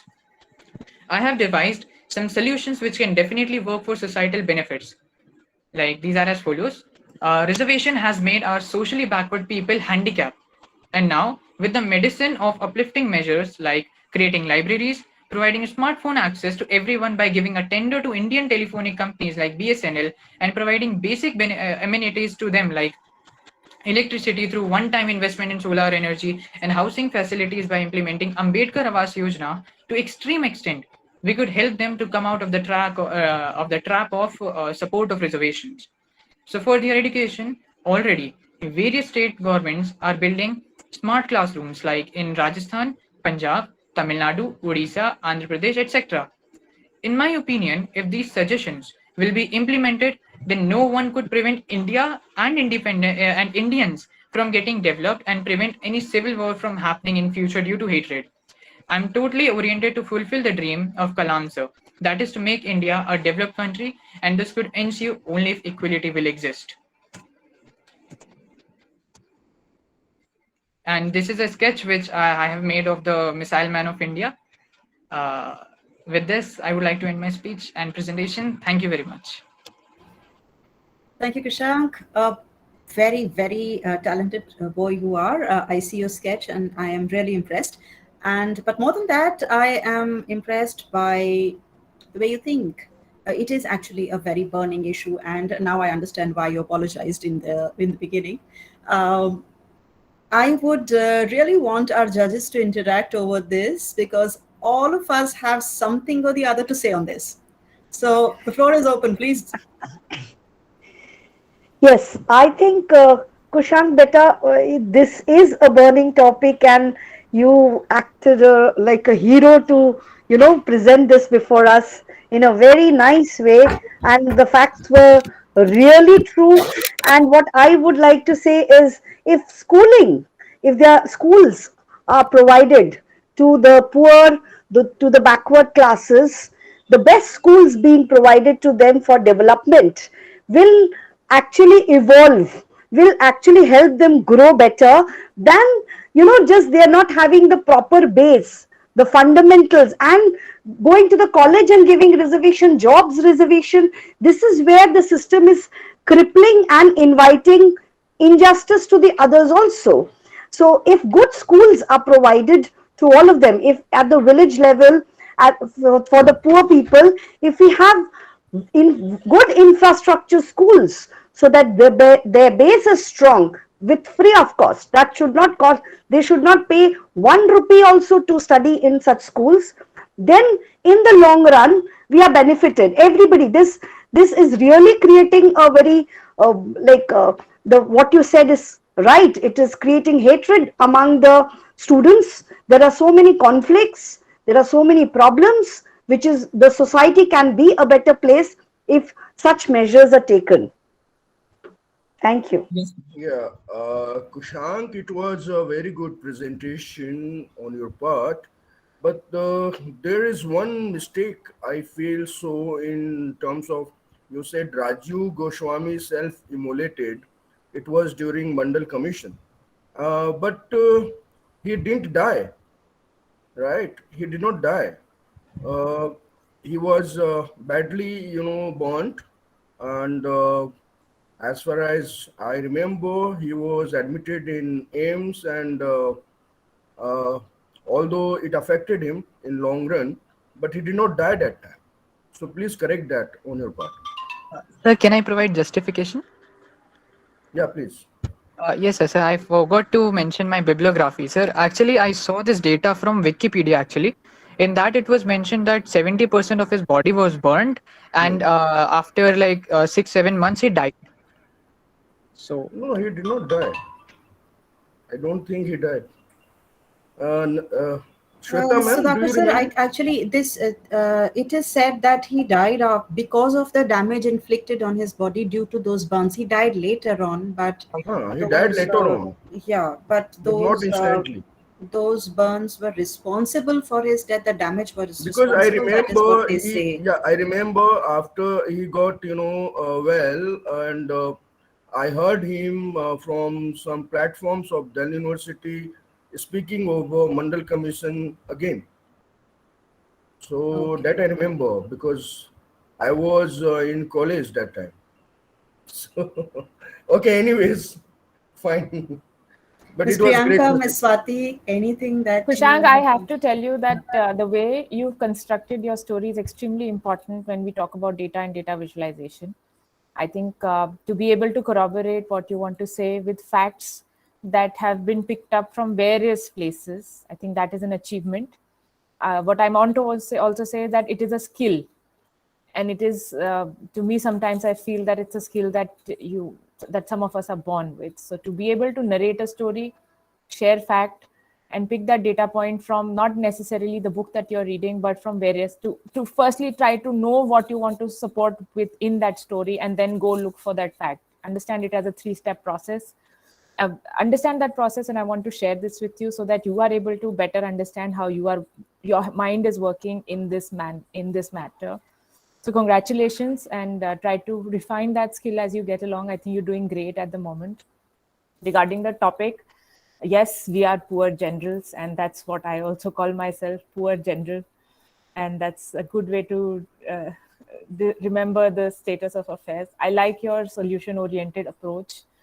And something that I want to say, which is unparliamentary, is that I think what makes the difference is the intent. And it is the intent which drives a lot of action on ground. So I don't want to comment on whose intent was what when it is, but if things are going down the road, then maybe intent is something we need to revisit. So Kushank, congratulations on what you have been able to achieve at this table, and I tried, and all the best with the way you refine your thought. God bless. Thank you, ma'am. Swati ma'am, anything? Priyanka ma'am, thank you. You have said exactly what I had wanted to say. So I really won't go on with that, except for congratulating this young man for choosing a topic which many would have thought 10 times before choosing to speak on a platform like this. And yes, of course, your research. And the best part, yes, as Priyanka ma'am just pointed out, it's not always enough to get your facts also from everywhere and just put it in a presentation. I could see your involvement. I could see and feel your emotions in it. Every little interjection, and then your expressions, your emotions with it, like the connect, I could feel. It was not just a presentation being read out. I could feel that connect. And so I really wish you all the best and hope that you are that, future soldier, or maybe a present one, who's going to set things right. And things will definitely be set right. All the best to you. Thank you, ma'am. Thank you so much. Anisha Suresh Gupta, Maharashtra. Yes, Anisha Suresh Gupta, Maharashtra. I'm ready.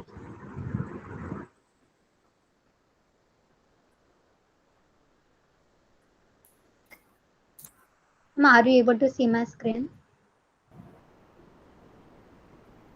Not yet. Yes, Anisha, we can now.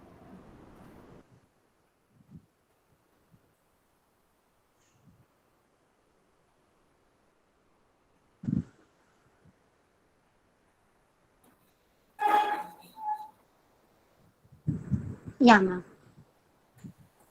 You can see now. Yes, we can see your presentation. We can hear you clearly. Just a second. Judges, this is Anisha Suresh Gupta. She's contestant number 6. We've gone back to her.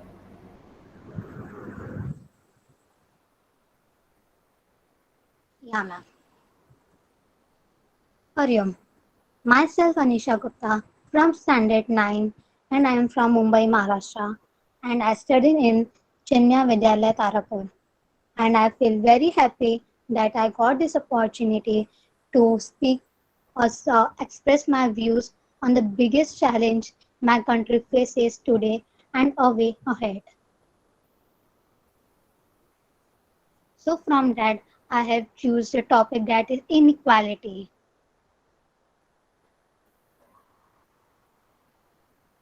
Two-thirds of Indians work as farmers, yet they account only a fifth of GDP, and they live in dismal condition with little change of upward mobility for the most part. Why so? One of the reasons why this discrepancy exists is because farmers experience trade barriers, like the Agriculture Produce Market Committee, that is APMC, which puts serious restrictions on whom they can sell to, and solution that exists in the form and cooperatives often operate as monopolies in the hands of political families who do everything they do prevent the completing cooperative. Anisha, can you zoom your presentation, please? Can you make it full screen? That only I'm not able to do. Chalo, it's okay then. It's fine. So second, I'm trying to do it. So I'm zooming it and reading it. Okay, let's try pinning her again and see if it works. Now it is. Probably. Chalo, theek hai, Anisha. Continue. Yeah, carry on, please. Is it visible? Just to say, I will see what to do.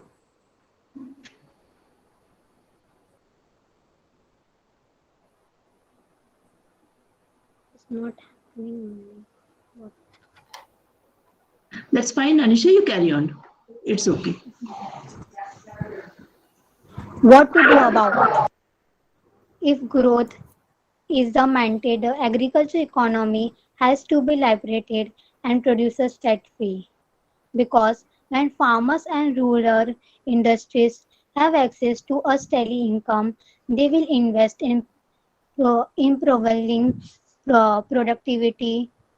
That in turn will push everybody into building a country where the ruling class and citizens are equal. We can do 10 things to reduce inequality, reduce income inequalities.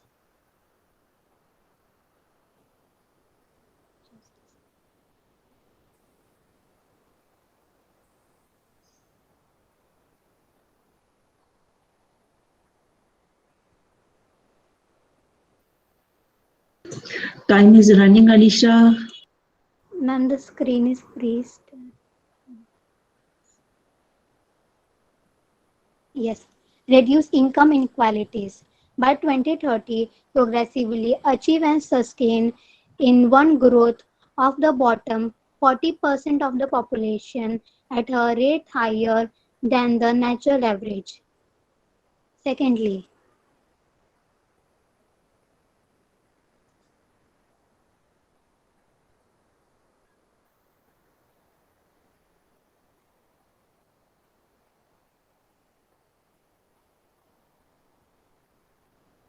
promote universal social, economic,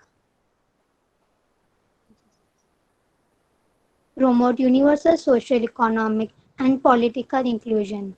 By 2030, empower and promote the social, economic, and political inclusion of all, irrespective of age, sex, disability, race, ethnicity, origin, religion, or economic of other status. Ensure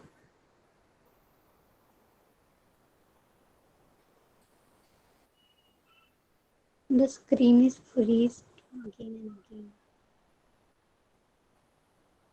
Ensure equal opportunities and end discrimination. Ensure equal opportunity and reduce inequalities of our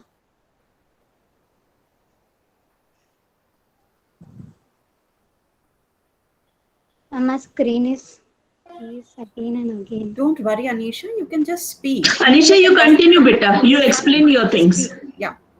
Like this, I can show. Of course, of course. Sure. Yeah. Okay, ma'am. Ensure equal opportunities and end discrimination. Ensure equal opportunity and reduce inequalities to overcome, including by eliminating discriminatory laws, policies, and practices, and promoting appropriate legislation, policies, and action in this regard. Fourth, adopt fiscal and social policies that promote equality. Adopt policies, especially wage and policies, progressively achieve greater equality. Fifth, improve regulation of global financial markets and institutions, improve the regulation and monitoring of global financial markets and institutions, and strengthen the implementation of such regulations. Sixth, enhance representation for developing countries in financial institutions. Ensure enhanced representation and voice for developing countries in decision making in global international economic and financial institutions in order to deliver more effective, credible, accountable, and legitimate institutions. Seven, Anisha, you might exceed your time. It would be better if you read only the heading because we can see the rest on the slide, okay? Just keep reading the headings and scroll quickly, okay? Otherwise, your time would fall short. responsible and well-managed migration policies, special and differential treatment for developing countries, encourage developing assistance and investment in least developed countries, and fourth, reduce translation cost for migrant remittances. Thank you, Hariom. Thank you, Anisha. It was a very good attempt. And I'm very sorry that it happened. No problem, no Oh, problem. don't be. You did a great job. Of course. It was a very well-made presentation. I Very loved good how you slides. present your thought, and your slides were so well constructed. And you all are presenting in a public platform like this. I mean, could we even imagine it in your age? So I haven't done anything like this. Exactly. I did it after I joined work, and my first three Exactly, ma'am. presentations Same, were nowhere same with close. us. So you all are doing a fantastic job. Thank you, ma'am. You did a wonderful job, girl. Good work. Very good.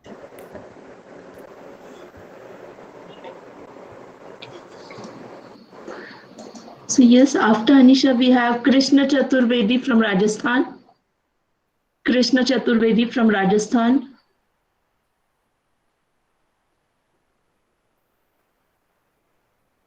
Next, Shriya Padmajan from Kerala. Shriya Padmajan from Kerala. Isn't Shriya done? Shriya has. Ma'am, I have already presented. Yes, Sorry, Shriya has so already sorry. finished. Shriya is already presented. and the girl after her. Sanchita Shadiza from Bihar. Yeah. Sanchita Shelza, sorry, from Bihar. Sanchita Yes, from ma'am. Bihar. She's here.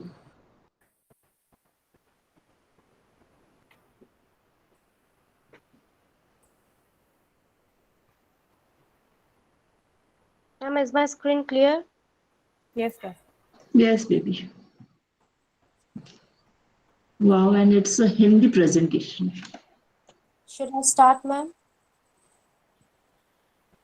Should I Yes, start? please do so. Yes, please do so. मैं संचिता शैलजा केवी सोनपुर बिहार से कक्षा 11वीं की छात्रा हूँ। सर्वप्रथम मैं यहाँ उपस्थित सभी विशिष्ट जनों तथा सहभागी प्रतिभागियों का धन्यवाद सहित अभिवादन करती हूँ। कलाम इंडिया फाउंडेशन तथा स्किल सर्टिफिका द्वारा आयोजित भारत मेरी नजर से की प्रस्तुति के तहत मेरा आज का विषय है मेरी नजर से शिक्षा प्रणाली। तो सबसे पहले देखते हैं शिक्षा का आर्थिक विकास में क्या योगदान है। आर्थिक विकास न केवल प्राकृतिक संसाधनों, प्रौद्योगिकी व पूंजी पर, बल्कि मुख्य रूप से जनशक्ति की गुणवत्ता व तादाद पर भी निर्भर करता है। जनशक्ति की गुणवत्ता का अर्थ कार्यबल की क्षमता व उत्पादकता है, जो कि स्वास्थ्य, शिक्षा व प्रशिक्षण, आवास सुविधाएं तथा स्वच्छता पर निर्भर करती हैं। इन क्षेत्रों में पर्याप्त निवेश से युवाओं की क्षमता में बढ़ोतरी होगी। अर्थशास्त्री इसे ह्यूमन कैपिटल फॉर्मेशन कहते हैं। ह्यूमन कैपिटल फॉर्मेशन का अर्थ है ऐसे लोगों को खोजना और उनकी संख्या बढ़ाना जिनके पास निपुणताएं, शिक्षा और अनुभव है तथा वे उसका कुशलता से प्रयोग कर देश के आर्थिक व राजनीतिक विकास के लिए महत्व रखते हैं, और इसका आधार है शिक्षा। परंतु हमारे सर्वोत्तम प्रयासों के बावजूद भी हमारी शिक्षा प्रणाली अभी भी निम्न स्तर पर है। इसके कारण क्या है? तो पहला कारण फंड्स की कमी, दूसरा कारण महंगी शिक्षा, उच्च स्तरीय शिक्षा जो कि महंगी होती जा रही है प्राइवेटाइजेशन के कारण। फिर भारतीय भाषाओं को नजरअंदाज करना। आजकल लगभग सारी किताबें अंग्रेजी में आती हैं, जिस कारण रूरल स्टूडेंट्स को उत्कृष्ट होते हुए भी अपनी क्षमता का प्रदर्शन करने का मौका नहीं मिलता। अब है बड़े स्तर पर निरक्षरता। अभी भी 35% से ज्यादा लोग निरक्षर हैं। भारत के निरक्षरों की संख्या पूरे विश्व के निरक्षरों की संख्या का 1/3 है। एजुकेटेड अनएम्प्लॉयड की संख्या में भी बढ़ोतरी है, जो कि सरकार के लिए काफी चिंतनीय विषय है। प्रारंभिक शिक्षा व्यवस्था में कमी है व संसाधनों की बर्बादी हो रही है। प्रारंभिक शिक्षा के बेसिक फैसिलिटीज के कम होने के कारण बड़े पैमाने पर ड्रॉप आउट रेट बढ़ रहा है, जिसकी अधिकता के कारण फाइनेंशियल व ह्यूमन रिसोर्सेज की बर्बादी होती है। कम शब्दों में कहें तो केवल शिक्षा की मात्रा में विस्तार हुआ है, गुणवत्ता में हम आज भी पीछे ही हैं। यह तो हो गई समस्या। अब इसका निवारण क्या है? जनशक्ति का मुख्य स्रोत युवा शक्ति है और युवा शक्ति को विकसित करने वाली है शिक्षा। आज के इस महामारी काल में शिक्षा इतनी बाधित हो रही है, पाठ्यक्रम घटाया जा रहा है कि बच्चे फ्रस्ट्रेट हो रहे हैं। वो इतने ज्यादा फ्रस्ट्रेट हो जाते हैं कि वो कंपटीशन में बैठने के लिए कॉन्फिडेंस नहीं हो पाते, जिस कारण बेरोजगारी भी बढ़ सकती है। इन सबको मद्देनजर रखते हुए पूरे भारत में one nation one education system, जिसके तहत फी स्ट्रक्चर इक्वल किया जाना चाहिए। बच्चों को टाइम टू टाइम काउंसिल करना चाहिए ताकि वे ये जान सके कि मेडिकल इंजीनियरिंग और आईएएस एस्पिरेंट्स के अलावा और भी कई कैरियर हैं जिनमें विकास की जरूरत है। और एक नया फंडा जो कि स्कॉलरशिप को बढ़ावा दे सकता है और बच्चों का प्रेशर खत्म कर सकता है, वो ये है कि देश में यह नियम होना चाहिए कि यूजी स्टूडेंट्स को कुछ सालों के लिए अपने ही विद्यालय में योगदान देना है। Way as a guest teacher, innovator, educator आदि के रूप में योगदान दे सकते हैं और इसके बदले में उन्हें आगे की पढ़ाई के लिए स्कॉलरशिप भी प्रोवाइड कराई जाएगी। अंत में एक ऐसे संगठन का भी निर्माण हो जो बच्चों की इंडिविजुअल रिपोर्ट बनाकर गवर्नमेंट को उनके टैलेंट से अवगत पकड़ाए, ताकि बच्चे मॉनिटर्ड भी होते रहें और विशेष क्षेत्र जैसे कि ओलंपिक्स, रिसर्च आदि के लिए चयनित भी होते रहें। जैसे बाकी देशों के बच्चे कम उम्र में ही ओलंपिक्स आदि में मेडल जीत रहे हैं, हमारे यहाँ के बच्चे भी कम उम्र से ही प्रतिभाशाली बनेंगे तथा देश का प्रतिनिधित्व करेंगे और देश हर क्षेत्र में आगे बढ़ेगा। आगे चलकर उन्हें कैरियर फाउंडेशन में भी कोई दिक्कत नहीं आएगी, सरकार को फंड डिस्ट्रीब्यूट करने में भी कोई दिक्कत नहीं होगी और न ही अलग से रिजर्वेशन देने की। अब अंत में एक बहुत ही खास बात है कि हर बच्चे में एक खास टैलेंट होता है, उसे पहचान कर उचित क्षेत्र में लगाना चाहिए। अगर डिसेबल बच्चों की बात करें तो उनकी डिसेबिलिटी में भी एबिलिटी छिपी होती है। जैसे अगर एस्पर्गर सिंड्रोम से पीड़ित लोगों की बात करें तो उनमें सोशलाइज होने की क्षमता तो कम होती है, पर आमतौर पर इनमें काम करने की क्षमता बहुत ज्यादा होती है, जिसे हम अवसर में बदलकर एक तरह से ऑर्गेनाइज्ड, इफिशिएंट और पंक्चुअल एम्प्लॉय हायर कर सकेंगे। असमर्थता का अर्थ कभी कभी समर्थता भी होती है। यह एक बेहतर और अधिक समावेशी समाज बनाने का समय है। देश को दक्षता और इक्विटी के आधार पर गुणवत्ता में सुधार, उत्कृष्टता के लिए प्रयास करने और अवसरों का विस्तार करने की आवश्यकता है। इन सब स्कीम की वजह से बच्चे उत्साहित भी रहेंगे, क्रिएटिव भी होते रहेंगे और इसके साथ साथ हम प्रगति भी करते रहेंगे। जैसा कि कलाम साहब ने भी कहा है, learning gives creativity, creativity leads to thinking, thinking provides knowledge and knowledge makes you great. जो बच्चे देश के भविष्य हैं, वे देश को विकसित करने को तत्पर रहेंगे और भारत अपने विश्व गुरु बनने के सपने को साकार करने की राह पे बहुत आगे निकल जाएगा, या यूं कह सकते हैं वह विश्व गुरु बन जाएगा। अगर भविष्य में ऐसी महामारियां आती भी हैं तो वो उल्टे पांव लौट जाएंगी। समयाभाव के कारण मैं अपने विचारों को बहुत कम शब्दों में व्यक्त कर पाई। अगर भविष्य में मुझे सुनहरा अवसर मिलता है तो मैं विचारों को और संक्षेप में बताना चाहूंगी और विस्तार में बताना चाहूंगी, इसके उजले पक्ष को उजागर करना चाहूंगी। अपने विचारों की उड़ान को बहुत बहुत धन्यवाद।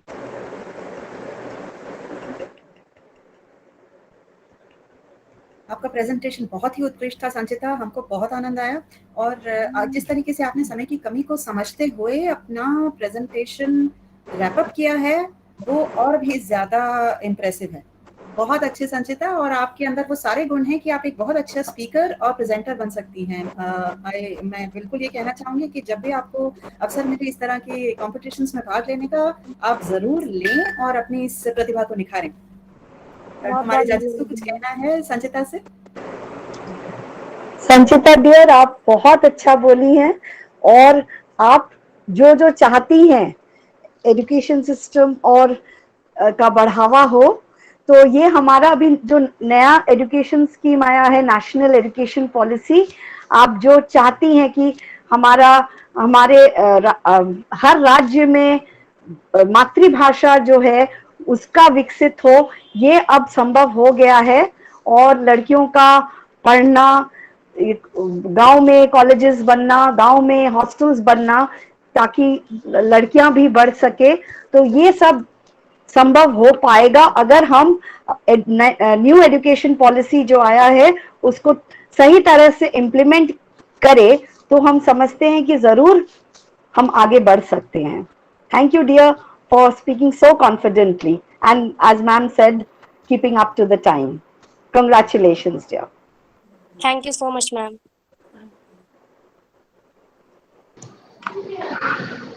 So yes, after the wonderful presentation of Sanchita, next is Saloni from Delhi. Saloni from Delhi. Saloni from Delhi. Sayyam Jain from Gujarat. Sayyam Jain from Gujarat. Sayyam Jain from Gujarat.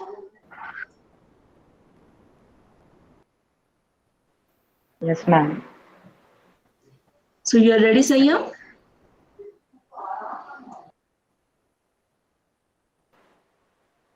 Just a minute, I'm sharing the screen. Yes. Yes, you can. We can see your screen. Yes, ma'am. Sayyam, can you make it full screen, please? Yeah, ma'am, just a minute only. Okay.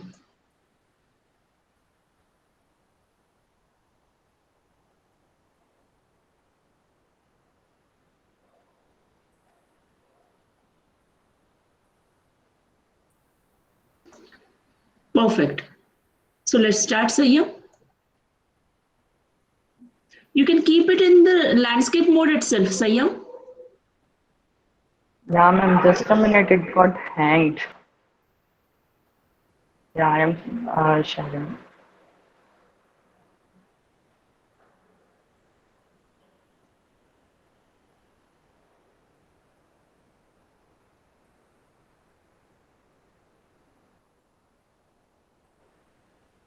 Okay, so good morning to one and all. Challenges that my country is facing today and way ahead. So today I am going to give you a presentation on the topic COVID-19.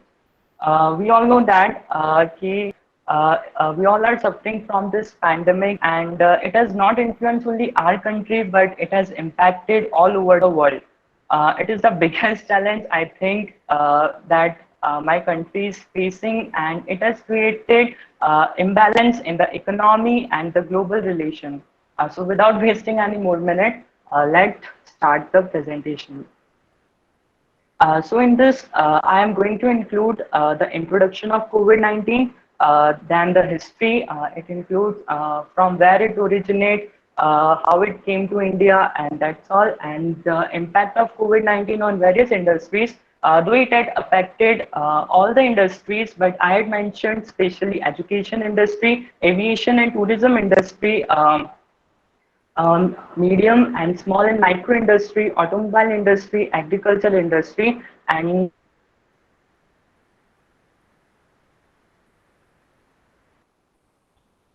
then impact of COVID-19 on Indian economy, and then there are some graphs introduction to COVID-19.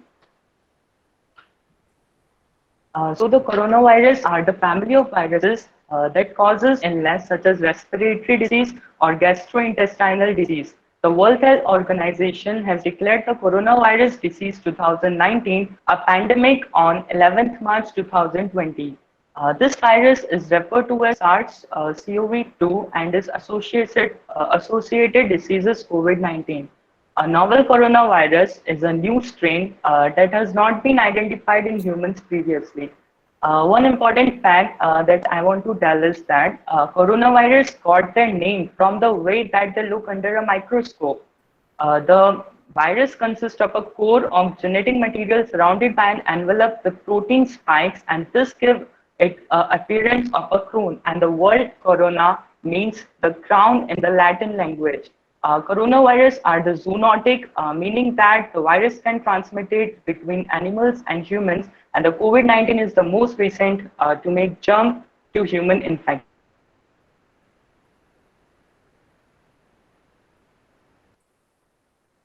infection. Now I'm going to tell that camels and cats, the virus live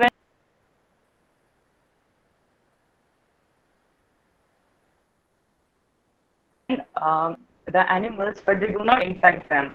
Sometimes these other species, eventually the virus can jump from animal species and begins to infect humans. All the early cases of COVID-19 could be traced back to one place, that is the Hunan seafood market in Wuhan. This market is known as the wet market, where the fish, live fish, meat, and wild animals are sold. The virus can be spread directly from one person to another through close contact.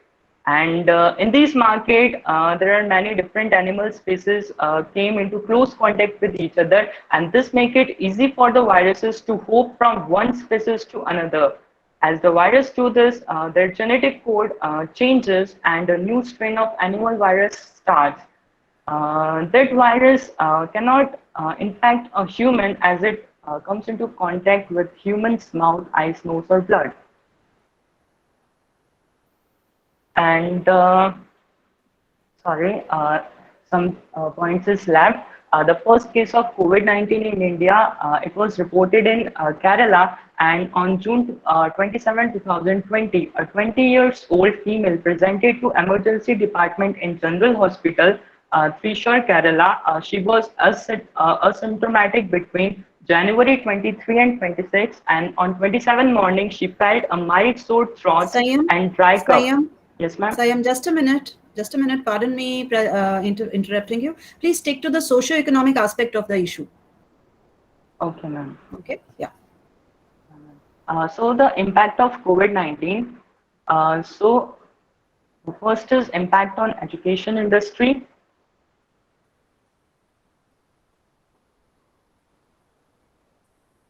According to the UNESCO report, estimates that coronavirus pandemic will widely spread impact over 219 million students across 22 countries. The UNESCO estimates that about 32 crore students are affected in India, including those in schools and colleges, which is the largest student body in the world and almost touches the entire US population. And by the end of March 2020, the pandemic was everywhere, resulting the closure of the schools, colleges, and universities. As the midday meal provision was a blessing for students, but many students being deprived because of this virus, and mainly in the rural areas, students doesn't have the required infrastructure or financial strong to avail the digital education. And we know that the CBSE has cancelled class 10th and 12th exam 2020. Next is the aviation industry. It was the first industry to be hit by COVID-19 pandemic, and this was harder than the financial crisis of 2008. And reports suggest that 50% reduction in the past few weeks, and but they are slowly increasing their revenue. But then the second wave made the situation turbulent again. And according to AITU estimates, these industries may incur the loss of 85,000 billion rupees due to the restrictions. People afraid to go out of their houses. Sam, please wind up quickly. Your buzzer has already rung. Next is MSMEs. MSMEs are also very struggling to survive in the pandemic. They have suffered a massive labor migration, production halt, cash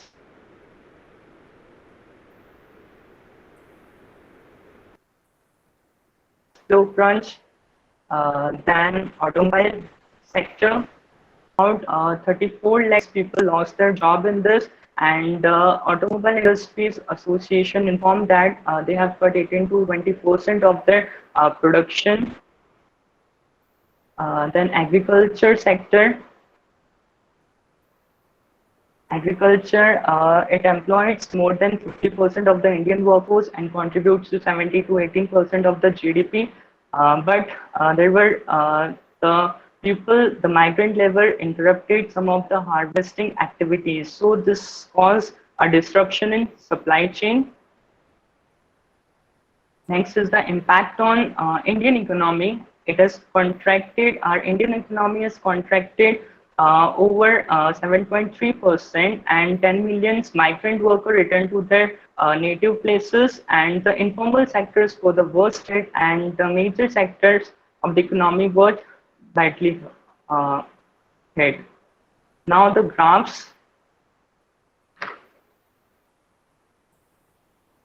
Total cases, they are always increasing. And active cases is increased during the second wave, and this is the death graph.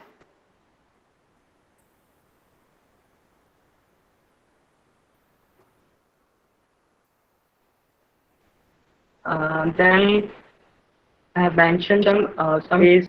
Stop shaking your hands. Don't hug people. That's Don't share fine, your personal Sayam. things. That is fine. That is fine. That's not a socio-economic aspect. Yeah, so Yeah, great. I conclude that please take vaccination and take all the necessary precautions, because the size of the virus is too small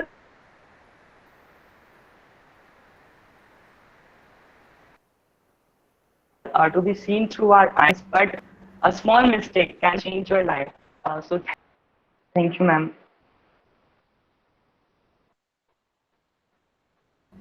Thank you, Sayam. You were very effective.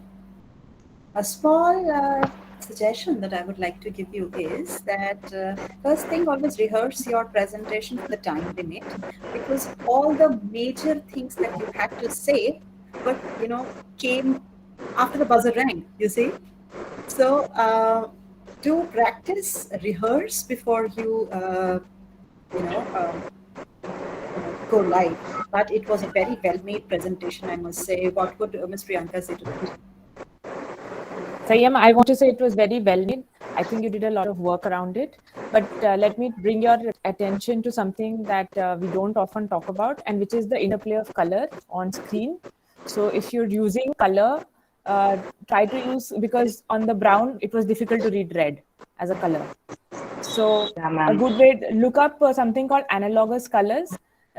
Just Google the word. And what it does is it gives you two contrasting colors. If you have a light background, what goes well with a light background, and what color lettering will be easier to read in a presentation. So in your presentation, if you like, you can choose whatever you like. But if you choose a very busy background, then the text on a very patterned background makes it very difficult for a reader to read. So other than the content, it is the effectiveness of your presentation which will improve as you go ahead and put your thoughts. So great work. Thank you, ma'am. Thank you, Sayam. You were very good. Thank you, Sash. Moving on to the next participant, Aradhya Krishna Natarajan, Dubai. Aradhya Krishna Natarajan, Dubai. Next, Nahida Najumuddin from Kerala. Nahida Najumuddin from Kerala. Yes. Actually, I'm joining from Dubai. Okay, I'm a resident of Dubai actually. Okay, ma'am, can you give me a minute so that I can present my screen?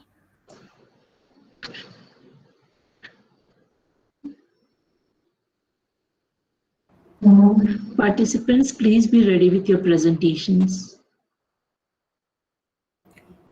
Just a minute. I am seeing many queries on the chat box. I hope all of you had filled up the form for participation, because some of you we don't have your names on today's list.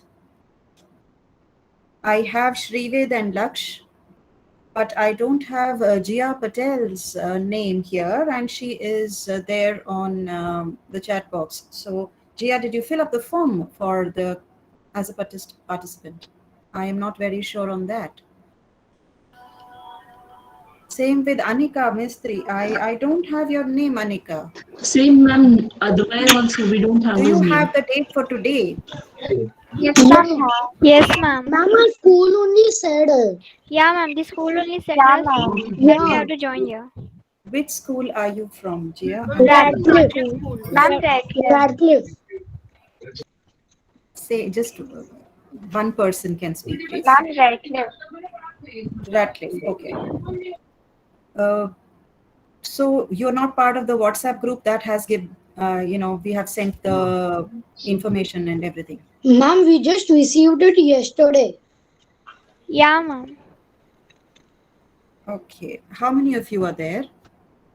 Ma'am, we are 5 students in total, I think. All 5 are Yes. here right now? Yes, ma'am. Ma'am, even I'm from Radcliffe. Yes, Yeah, but the issue is that maybe you were not part of the group where we finalized the contestants. I'm sorry, but you would be called in after the registered participants have finished. So there are 3 more, and then we can go to you. All right? So Okay, please ma'am. don't Okay, ask ma'am. when your turn would be, because you are not, part of the process. So we'll just take you in because you have come all the way and prepared your presentation. But you would be only allowed after these 3 Ma'am, we have participants. just prepared this speech, not presentation. Okay, all right. That's okay. Yes, Nahida, please. Yes, ma'am. Thank you. So good evening, everyone. My name is Nahida Najmuddin, and I'm from New Indian Model School, Dubai. I'm from grade 11, and today I would like to present something on the topic skill development and employment for the future workforce in India. So I think currently India is facing a lot of challenges, but something I found is pivotal is skill development and employment for the future workforce. So according to the World Economic Forum, India needs reskilling. Okay, that means that more than half of Indian workers does not meet the talent demands of the future, which is more of innovation and technology. So by the year of 2022, they need reskilling according to the report of the World Economic Forum. Now, basically, this challenge, this employment skill, challenge of this employment skill have 4 dimensions. Now, the very first dimension is that the education system of India focuses on gaining conceptual knowledge, which is of these learning the concepts or the theories or principles, rather than understanding those tangible skills which ensure the employability. Now, moving on to the second dimension, is that there are many jobs in the informal economy than in the formal economy. That is 80% versus 20%, which has a lot of difference, right? Now, the third dimension is that there are within India, there are state level and regional disparities when it comes to the terms of employment opportunity. And fourth one, which is the last but not the least, is that India has one of the lowest participation rates of working age women in the labor force, which is about only 25%, and which is really low compared. Okay. Next is that according to the report, as I told in the beginning, according to the report of World Economic Forum, when looking forward to the year 2030, India will remain relatively young nation with a median age of 31 years compared to China, which is going to be 42, and United States, which is going to be 40 years, and will have added more working age citizens to the world than any other country. Now, we need a solution for this, right? Do we need a solution for this? Yes, obviously. So how can we find a solution? What's the solution for this? To tackle the scale of this challenge. Now, interventions on both the national and state, also local levels, including public-private partnerships, will be required to right skill or maybe reskill both the current and the future workforce. Both the current workforce at the same time, future workforce has to be right skilled or maybe reskilled so that they meet all those talent demands of future workforce. So let me say one example. One example is that the National Task Force for closing the skill gaps in India, launched in October 2018 by the Ministry of Skill Development and Entrepreneurship in collaboration with the World Economic Forum. So according to this, as per this task force, they brings the leaders from different aspects, that is business, government, civil society, and the education and training sectors, to develop an action plan to address these skill gaps in India by ensuring that education and training system keep pace with the new demands of labor market. Now, together, let's make it. Let's help make India a better nation together. Thank you.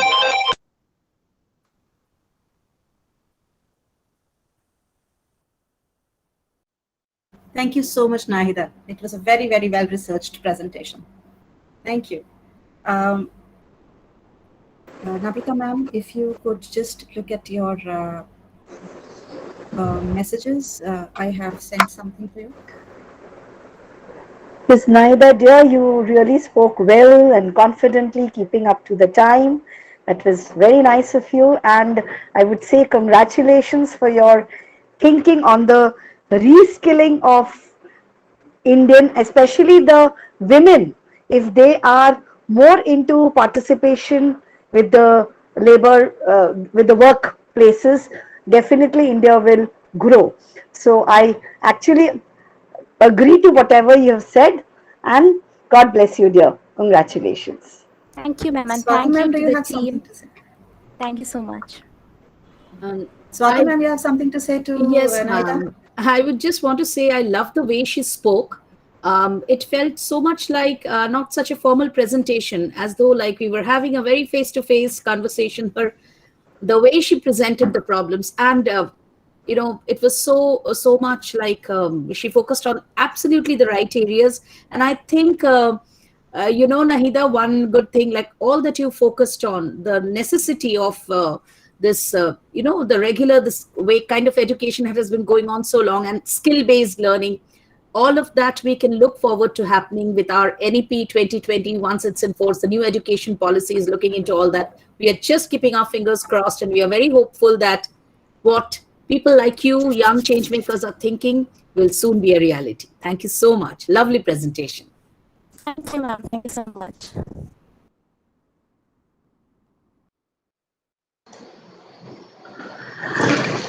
Dear children, a link has been put in the chat box. The students who have not registered are required to join the WhatsApp group.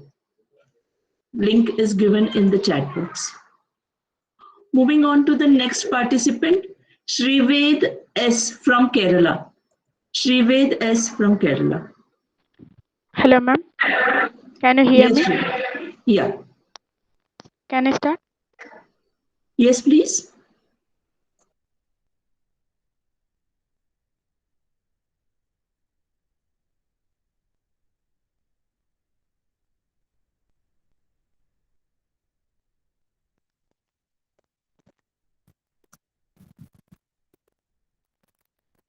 Ma'am, is it visible? Yes, Shrived, it is visible. Change your thoughts and you will change your world. Hari Om and good evening to all dignitaries and my fellow friends. I am Sri Ved of class 9 studying in Chinmaya Vidyalaya Tatamangalam, Palakkad district of Kerala. It's very pleasure for me to present in this evening my viewpoints on the topic Bharat Meri Nazar Se. I am indeed grateful to become one of the participants of this program. Bharat Meri Nazar Se, the greatest challenge India faces today is of unemployment.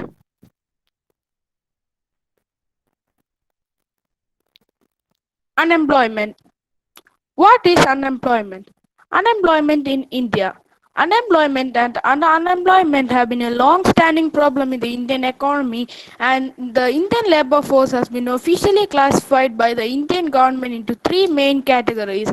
The first one is the rural sector, which includes the farm laborers, and the second one is the urban sector, which includes the informal and the which is again classified into two, the informal and the formal sector.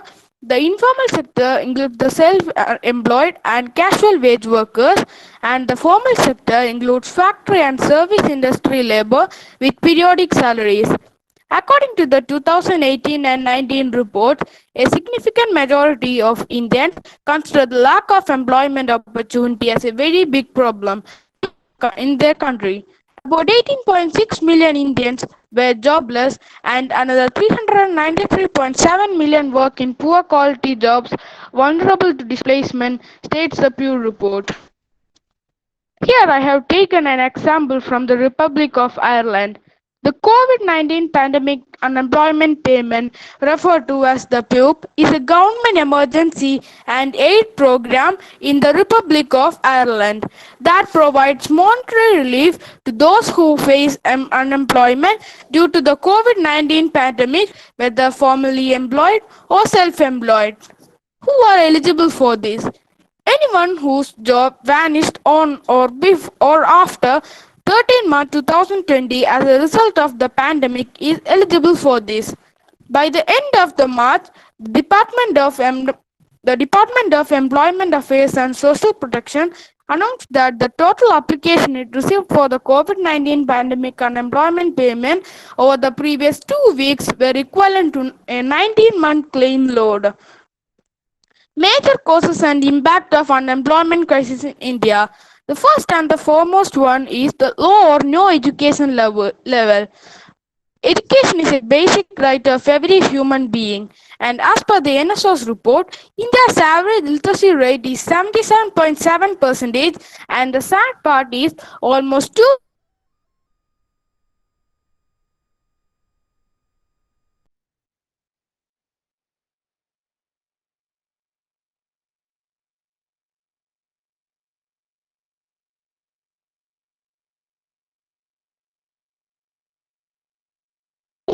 I think he lost his connectivity.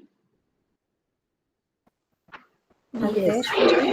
Screen is frozen. I think there's some network issue with him.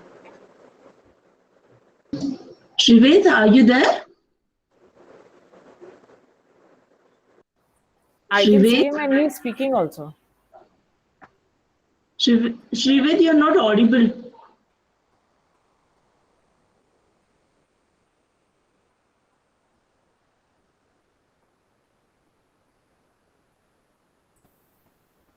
I don't think he's there.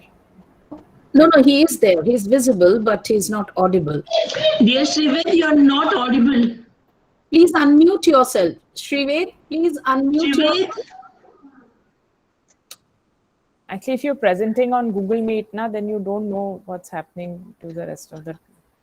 Yes, that's a problem. And unlike in Zoom, like you do not have a host who can mute and unmute you. So you can only yourself. That's a problem. He doesn't know that he's on mute. Yes, that's what. I think it's he left. I think. Like, No. He's visible now. He can be seen talking. He's visible. He can be seen talking. I think now he's checking. Is he checking the chat box? I'm just. Shrivet, can you hear us? You're not visible. I mean, you're not audible, dear. Please unmute. He's not Please able to unmute get the yourself.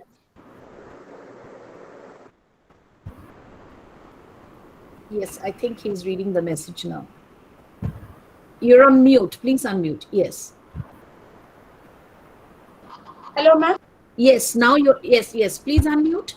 You're still again muted. Unmute yourself, please. Yes. Yes. Now again you got muted. No, you are again muted, dear. Ma'am, where are you stopped? Yes. Can hear you now. Ma'am, I won't start from the call. No, don't start from the first. You can quickly, we go through the slides and we can tell you that you were stuck here, if that can be done. Oh, sorry, ma'am. My network was interrupted right We here. understand. No issues. That's fine, beta. That's fine. It's okay. Uh, I I want I want to present my presentation is visible, ma'am. Yes, we could see your presentation. It was just from one slide that you were mute, and so we couldn't hear you. So if you can just present once again and just keep moving your slides, we'll tell you from where you should start again.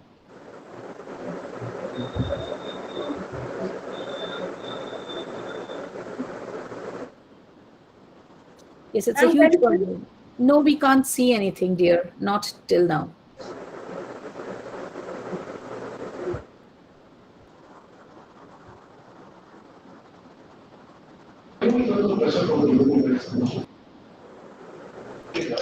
Shall we move to the next participant and come back to Shrivid? Shrivid, take your time, beta. You got 5 minutes. Till that time, we'll listen to another participant. Is that fine? We'll come back to you. Okay, ma'am. Fine, beta. Next is Laksh Gandhi from Karnataka. Laksh Gandhi from Karnataka. Yes, ma'am. Please go ahead, Laksh. Yes, ma'am.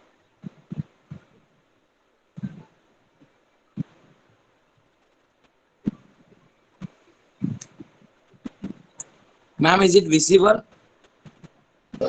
Yes, dear, it is.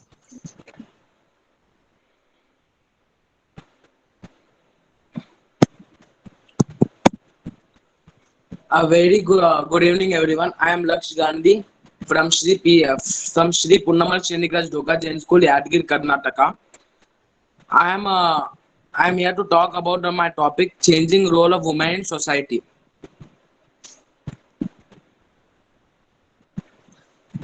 Traditionally, women were considered to be full-time homemakers. Their responsibilities were to take care of their children and family.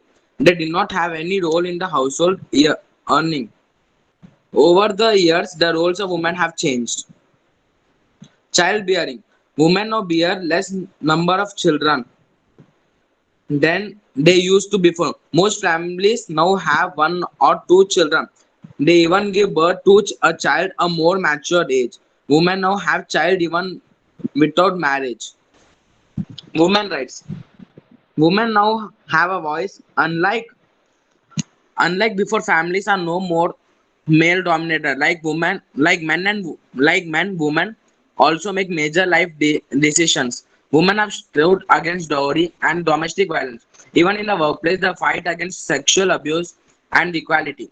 Child marriage has been stopped in many communities. Men now play a role in child raising and household activities just like women. Both men and women now share their responsibilities, both home and outside. Women now stand against any discrimination and torture. There have been lots of gender issues related movements and many social organizations now fight for women rights. Women are now getting power even in rural areas. In many countries, now women are the head of the state. Education has made women independent and they are no longer dependent on men to lead their life. Business law have changed to allow more women in the workplace and giving them a comfortable environment to work in. Women can now stand tall like men and get equal opportunities in everything. Education. More women are now getting literate and they are also pursuing their education. This is creating an opportunity for them to work. They are also playing a role in family decision making. Outside activities. Women are no longer staying home full time. They are going to the market for doing grocery shopping, paying bills, and doing all works that only men used to do before. They are getting more involved in the outside works. Workplace. Women have entered the workplace. They also earn for their money just like men. However, the percentage of women in the workplace is still less than that of women, as women have to take the major household responsibility. The percentage of the part-time job is more in case of women. Women are still often seen in the caring or teaching sector, but now more women are entering the male dominating sectors like politics, the legal system, etc. as well. More women are occupying senior management positions. Thank you. Thank you, Laksh. You were very confident. Good presentation. Thank you, ma'am. Ma'am, can I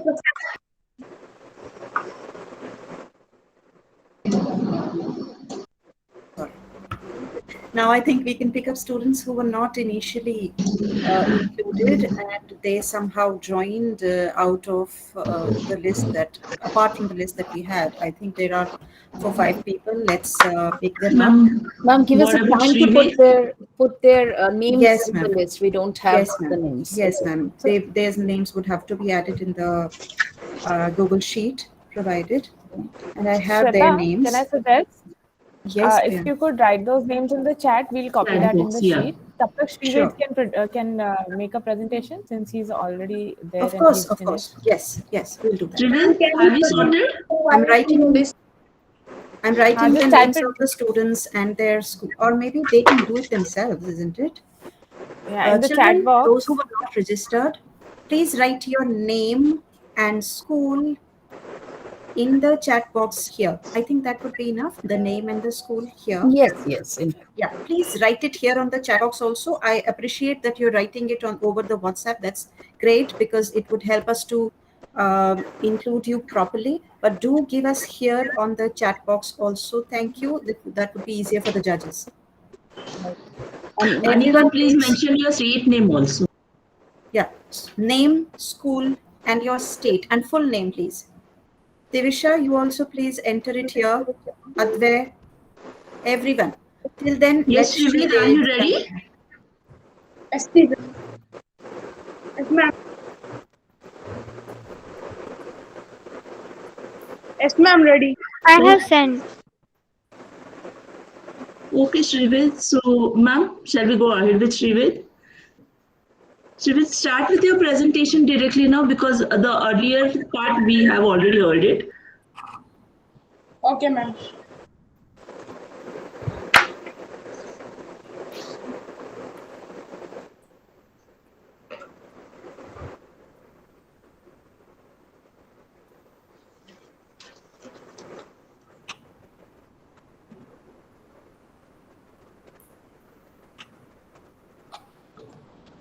Change your thoughts and you will change your world.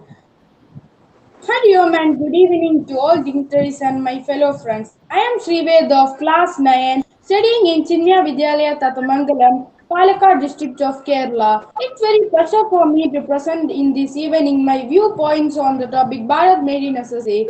I am indeed grateful to become one of the participants of this program. Bharat Meri Nazar Se, the greatest challenge India faces today is of unemployment. Shrived, Unemployment in India. Please flip your slides. Flip your slides. We will tell you where you stopped. Okay, ma'am. Yeah. If the judges could please tell him.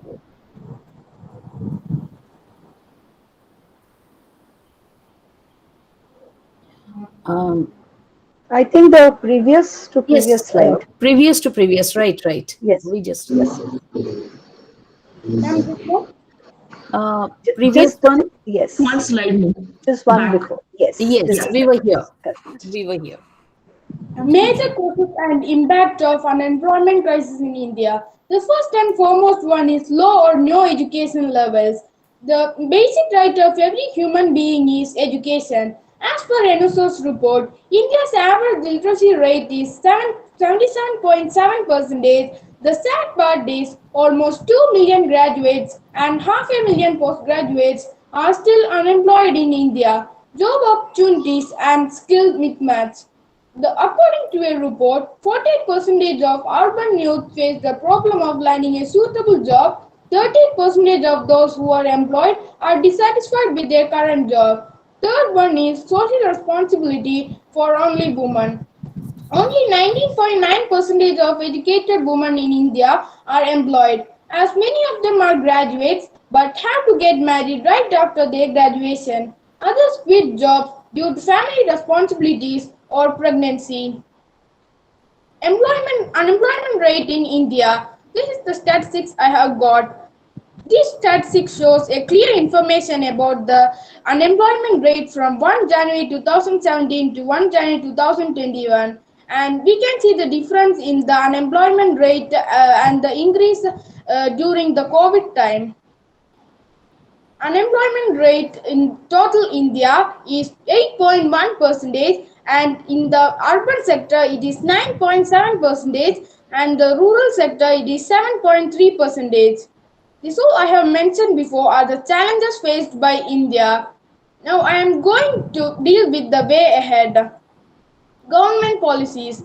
The government of India has taken several steps to decrease the unemployment rate, like launching the Mahatma Gandhi National Rural Unemployment Guarantee Scheme, which guarantees a 100-day employment to an unemployed person in a year. It has implemented it in 200 of the districts and further will be expanded to 600 districts.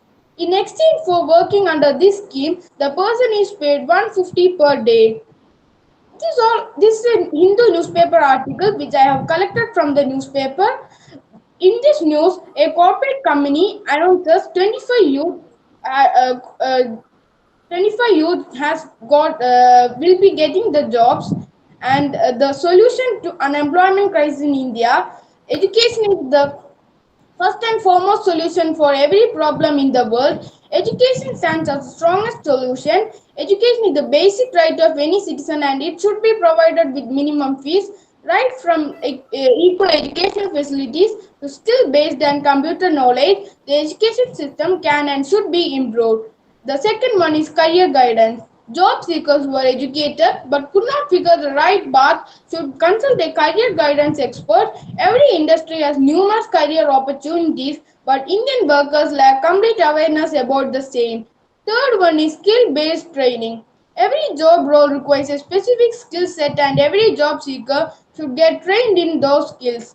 Many edtech startups provide career guidance with industry, job or company specific training to on organizational skills. Corruption and the unemployment. Corruption is a serious issue that impacts many industries and sectors, and which can lead to economic downturn and instability.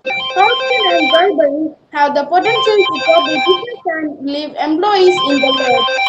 Because of this corruption and bribery, many jobs does not reach the poor people, and the government officials sell this job to big businessmen to earn more profit. And by doing all these things, we can make the India from developing state to developed state. I am going to end my presentation with a famous quote of Narendra Modi.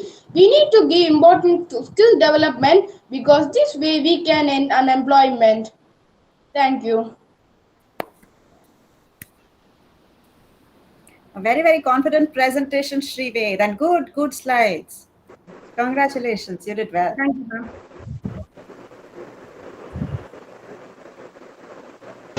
Good, Shrivit. Nowhere your confidence was hampered due to the glitches. That's nice. So now moving to the unregistered participants. First participant Anika Mistry, Yes, ma'am. Radcliffe School, Maharashtra.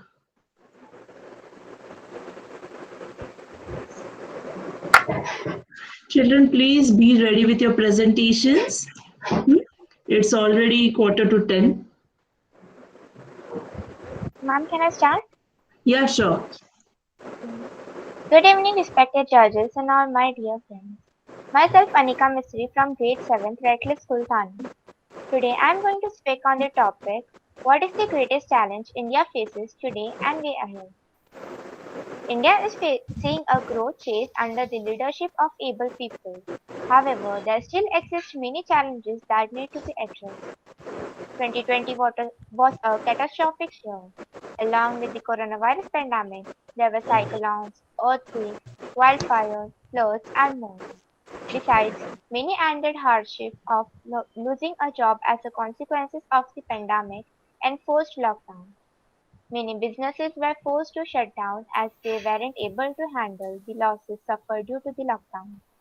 As 2021 has already begun, the coronavirus pandemic isn't ready to go away. Most countries have begun their vaccination drives against the viral infection. Now let's take a look at current major issues of India. Healthcare system. The COVID-19 pandemic completely exposed India's underfunded healthcare system. Critical patients all over the country were struggling to get ICU beds. Some lost their lives as the ambulance reached late, while some died outside the hospitals waiting to get admitted. The pandemic exposed fundamental problems plaguing the Indian healthcare system, be it physical infrastructure, manpower, health management, etc. Corruption. The most widely spread pandemic in India is corruption, which must be handled quickly and wisely. There is hardly any office in both the private and public sector that is untouched from the disease. There is no telling how much loss the economy has suffered because of this. Though most of us are concerned when the time comes to act, we, the people of India, should not be found lacking. Education system. The education system of India is blamed every now and then for being too theoretical but not practical and skill-based. Students come study to score marks, not to gain knowledge. The so-called modern education system was introduced by the colonial masters to create servants who could serve but not learn. Pollution. Pollution and environmental issues are other challenges that India is facing at present. Degradation of land, depleting natural resources, and loss of biodiversity are the main issues of concern due to pollution. Untreated sewerage is the major cause of water pollution. The Ganga and Yamuna rivers are today two of the most polluted rivers in India. Same is the condition of other rivers that pass through polluted cities. Additionally, increasing construction and vehicular traffic also contribute to pollution in these cities. India needs to embark on a model of sustainable development. Flood mismanagement. Monsoon is synonymous with floods. Nearly 6 lakh houses and over 4 lakh hectares of crops were damaged, according to Home Ministry data. It's the same story everywhere, every year. Thousands evacuated, hundreds fled, livelihoods lost, villages and settlements washed away, houses submerged, and the authorities always caught napping. People die even in financial capital Mumbai, which is paralyzed by rain every monsoon. Infrastructure. India needs to work swiftly on its infrastructure development towards better roads, affordable houses and services like water, sanitation, primary health care, etc. To conclude, the Government of India needs to create an ecosystem that enables private investments, increased consumption, the competitiveness of exports, and swift infrastructural investment. These steps can catapult India to the status of global superpower that is rightly deserved. Thank you.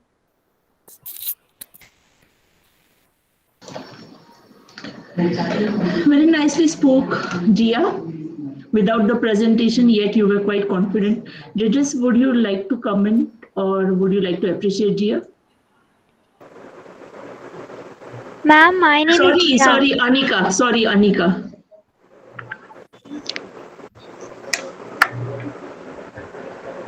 Anika dear, you really spoke well, and even without the PPTs, you did it. You spoke confidently on multiple topics. Congratulations, dear. Thank you, ma'am. So moving ahead, we have Pari Sachin Vaingankar from Yes, ma'am. Radcliffe School, Thane, Maharashtra. Yes, ma'am. Pari, let's start. Yes, ma'am.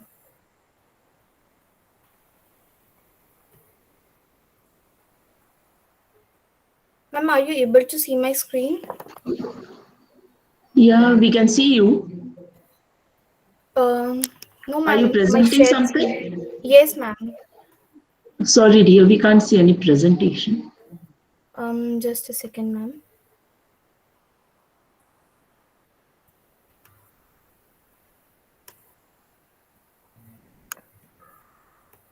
Now?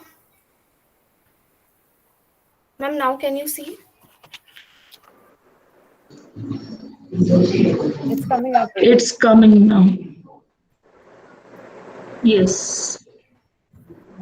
All right, ma'am. So should I start? Please go ahead. Yes, ma'am. Good evening, everyone. Today, I, Parisachan Mangankar, from Grade 8, Radcliffe School, Thane, will be giving my views on the biggest challenge that India faces and its way ahead. So, as we all know, that the world today, including India, is facing a huge pandemic, that is COVID-19 pandemic. So, the biggest challenge that India is facing today is affordable healthcare. Do you know why I choose this topic? Because I think better health is central to human happiness and well-being.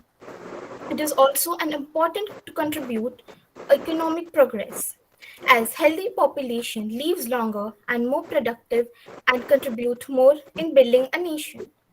Many factors influence health status and country's ability to provide health services for its people. With a reference to current corona pandemic, I would like to show you an important observation that if health sector is neglected, it can bring down the nation to its knees.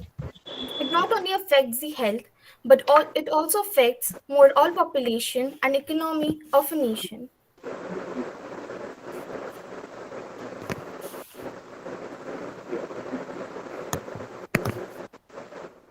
Thus, focusing in providing right resources for providing affordable healthcare is very important. India has one of the lowest healthcare costs in the world. Apart, our Prime Minister, Shri Narendra Modi ji, has already launched some of the mediclaims and health schemes like Pradhan Mantri Jan Yojana and Ayushman Bharat. But due to lack of coordination between different government sections, it has been one of the hindrance in population and execution of these schemes in the population.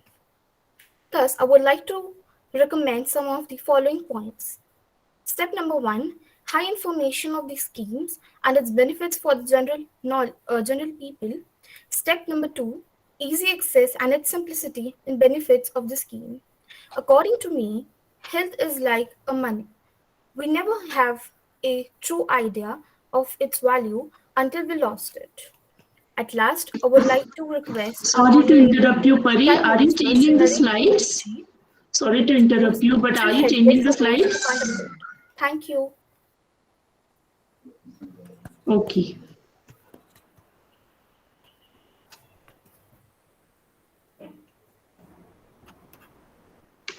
So yes, judges, any inputs for Pari? Pari, I was just a little confused. Just first clarify that. Were you changing slides, dear? How many slides did you really present for us?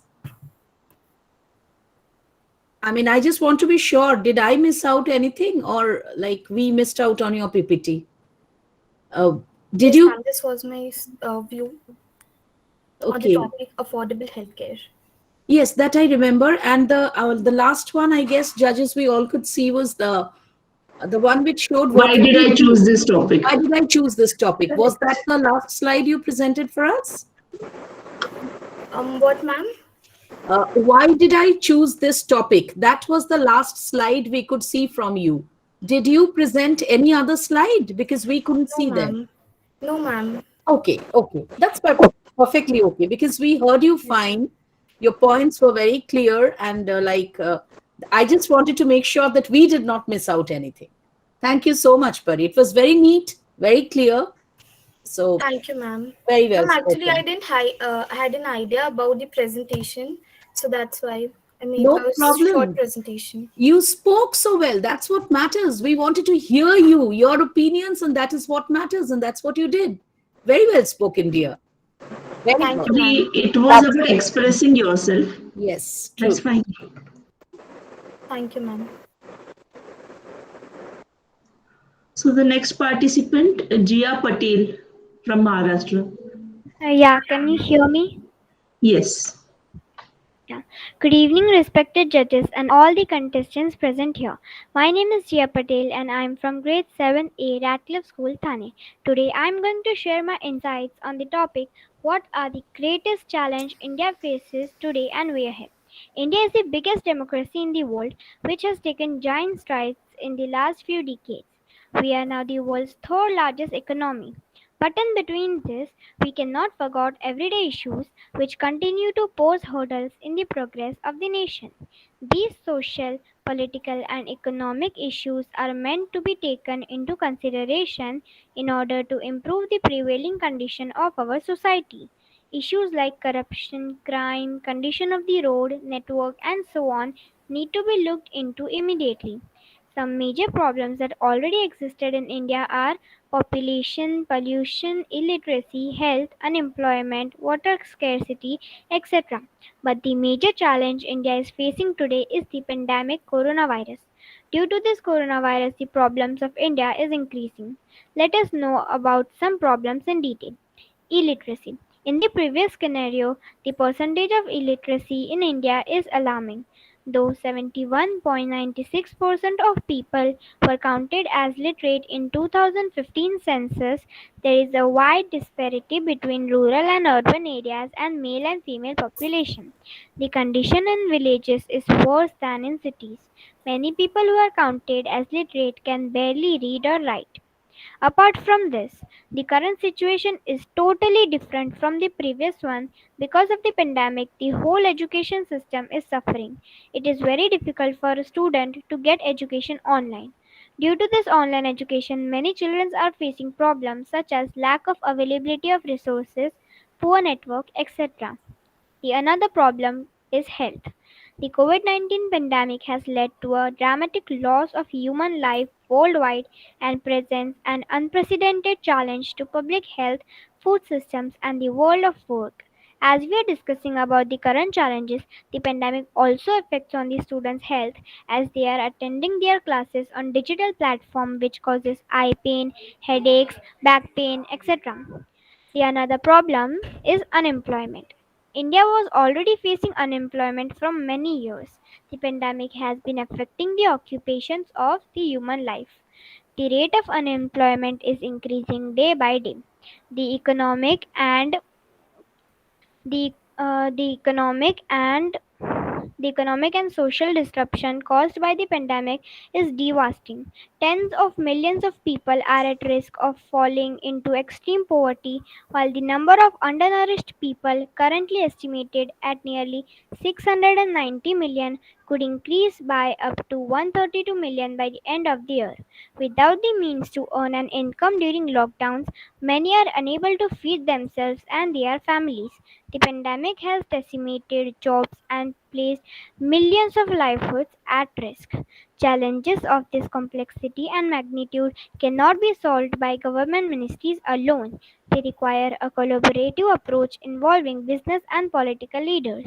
As the country enters a new era of envisioned growth, now is the time for all Indians to come together as one and address the most pressing societal challenges facing the country today. Keeping in mind the current situation, here is a small poem on peace. Peace, oh peace, where have you gone? While the neighboring countries keep fighting on. Young children and mothers cry out in vain. Their pleas can't be heard cause deafness reigns. Among the rulers, the army, and profiteers from war. Peace, oh peace, where have you gone? While religions and regions keep fighting on. Come back to our world, the humans need you much more than gold, for they have forgotten your impact and color. Peace, O peace of the heavens above. Thank you and have a nice day.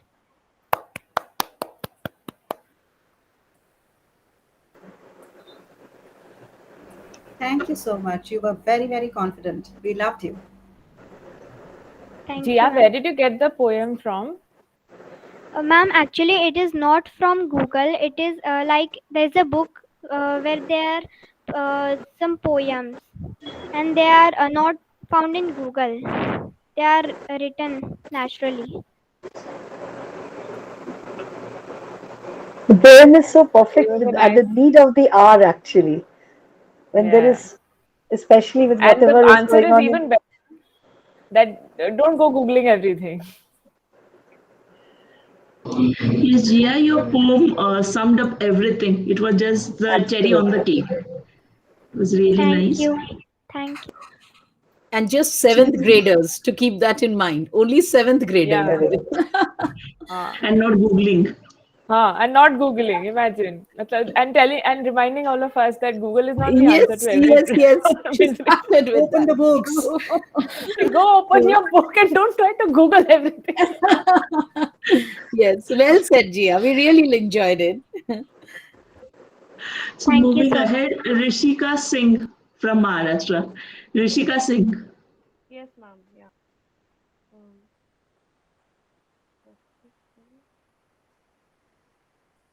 Yes, Rishika, all set? yes, ma'am. Can you be a little louder? Can you see my presentation? Is it visible? Is it visible? Yes, it is visible, but you just need to speak a little louder. That's all. Yeah. Okay. So, Yeah. good evening, everyone. I am Rishika Singh, and I am from 10th grade Radcliffe School, Thane. And my topic is a little, you know, a different culture preservation. I'd like to ask you some questions. Can I? Maybe. Yeah, sure, go ahead. Yeah.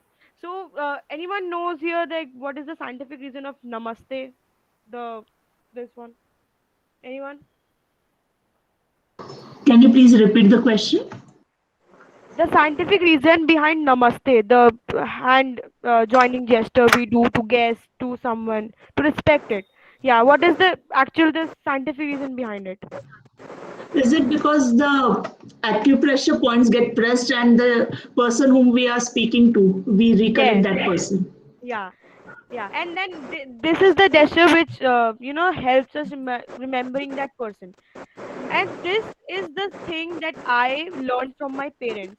There's not many people, not many teenagers of my age that know this. And I have observed, this is my experience, that whenever I go about talking mythology or even culture, I get, what a lame topic you're talking about. And I am like deeply, wounded about that. That's why I chose this topic. So there are many things that India gave to world. The first diamond mining was given by India. The number zero, which is the actual start of mathematics, is given by India. And there are many things which is given by India, but no one knows about it. And this is actually somewhere this is the fault of our education system also. We don't have this in curriculum. We study about Hitler, we study about British invaders, we study about Mughal emperors, but we never study about who is Tipu Sultan. We never study of Maharana Pratap. I have from a younger age, I have a very curious mind about mythology, and every festival, everything is a new perspective for me, and that is what I really like. I like everyone to have. So this is I chose this topic for today because this is actually a different one, and also because no one talks about it. If you don't preserve your culture, if you don't preserve your traditions, which is that this is, I'm sorry, this is for what we are known for. India is a diverse country. India has a very good culture, and we have to embrace it. Yes, this uh, considered, yeah, zero. The zero one is actually proven by the Oxford, Oxford in university, Oxford University. And then the reason behind why we have temples in specific places is because there is a positive energy. Everything in our mythology has a scientific reason behind it. I have heard people saying that these are myths, mythology, myth, so we don't have to believe in it. There is a scientific reason behind it. You just need to be curious enough to know it.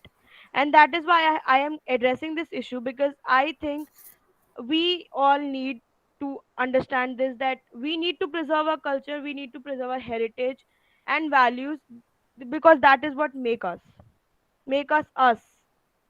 Everywhere you go around, you'll see a one type of wedding. If you go USA, Canada, London, there's only like a church, there are people, they exchange rings, vows, and they have dinner.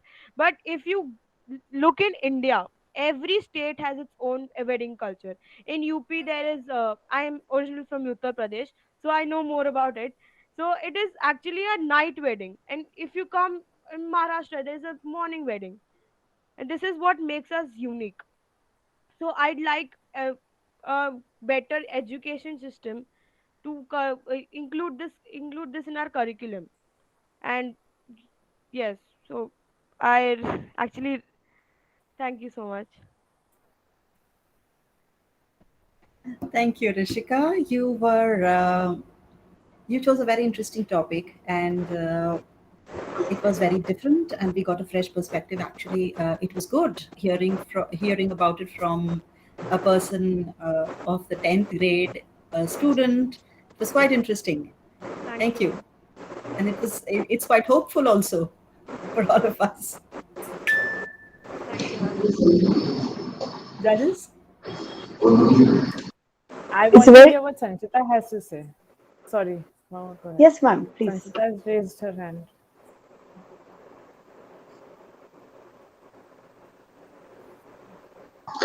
Sanchita, you want to say something, beta? Sanchita, you have raised your hand.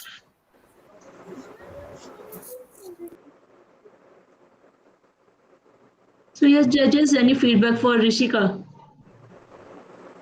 It's very nice to see at this, students are very much inclined towards fashion and Western culture, where a girl from the 10th grade, she's so much interested in mythology. That really makes a difference. And you spoke so well and with so much of confidence. Do you know who invented zero beta? Aryabhatta, ma'am. Very good, very good. Aryabhatta. So this, knowledge about Aryabhatta, Shusruta, Chanakya, these should be more in the curriculum, and which is very true. Our Indian history is definitely being ignored. So children, when you are growing up, there must be a change in the education system, very true. And I think the national education policy is going to bring about a lot of changes. So very nice to hear from you, Beta. God bless Thank you. you, ma'am. Thank you so much. Congratulations. Namrata ma'am, I think we should fast Yeah. forward the process now. Yeah. Next is Advay Linge from Radcliffe School, Thane, Maharashtra. Yeah, Advay. ma'am. Ma'am, can you see me? Yes, we can see you, Advay. Yeah, ma'am. Good evening, all my teachers. My name is Advay Linge from Radcliffe School, Thane, Maharashtra. Today, I'll be sharing my insights on challenges faced by people of India. First, slum.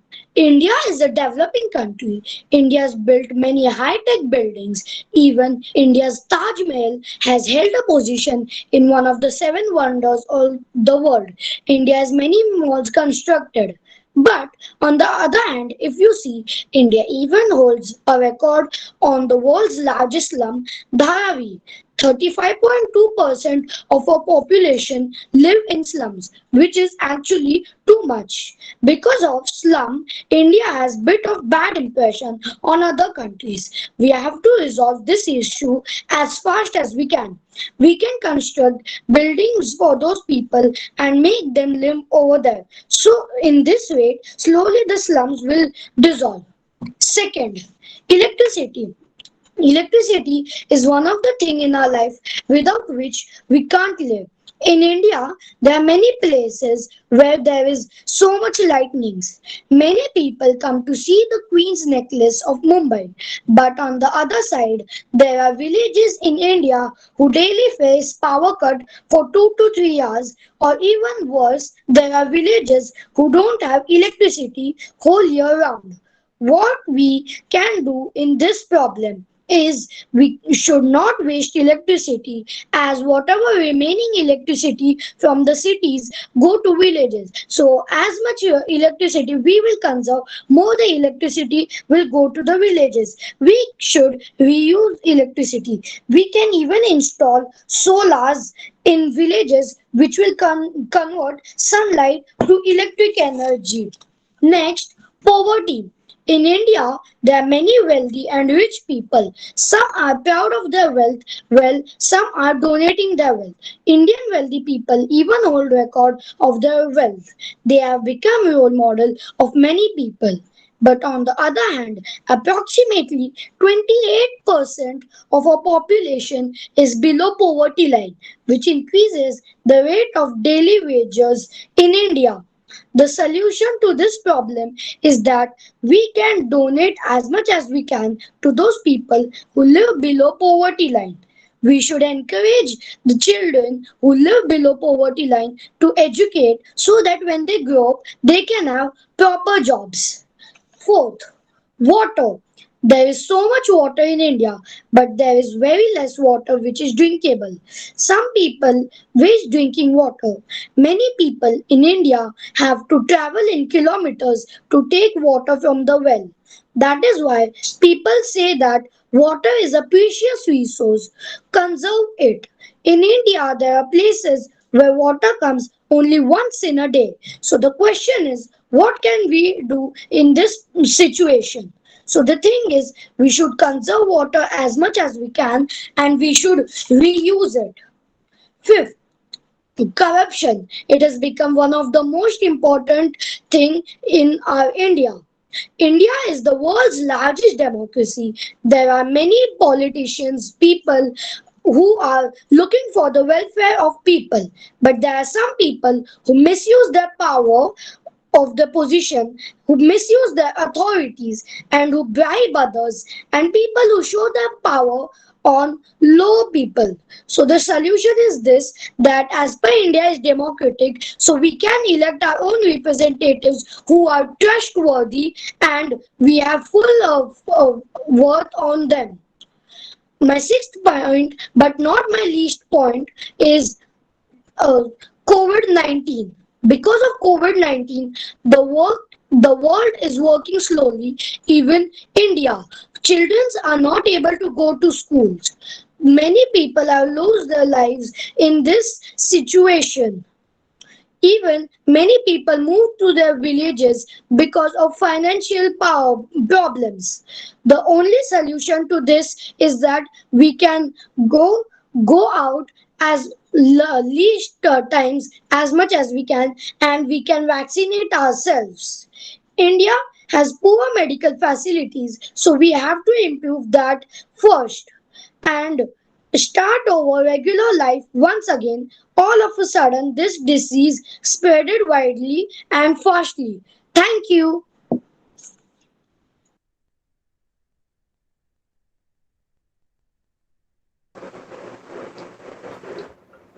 Thank you so much. It was a very, very good presentation. We love to hear you. Very, very confident. Thank you, ma'am. Okay, is there anyone left whose name we have not called?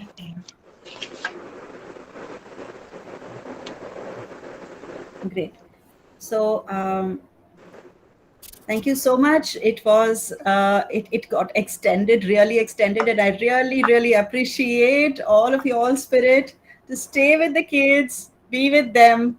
Last minute we had additional entries and I didn't know what to do, but you were so spotting. Thank you so much, all of you. Thank you so much, judges. Thank you so much, Namrata ma'am. It was a pleasure, ma'am. It was a pleasure always listening to the children. And there were a few who didn't turn up, so it didn't matter really.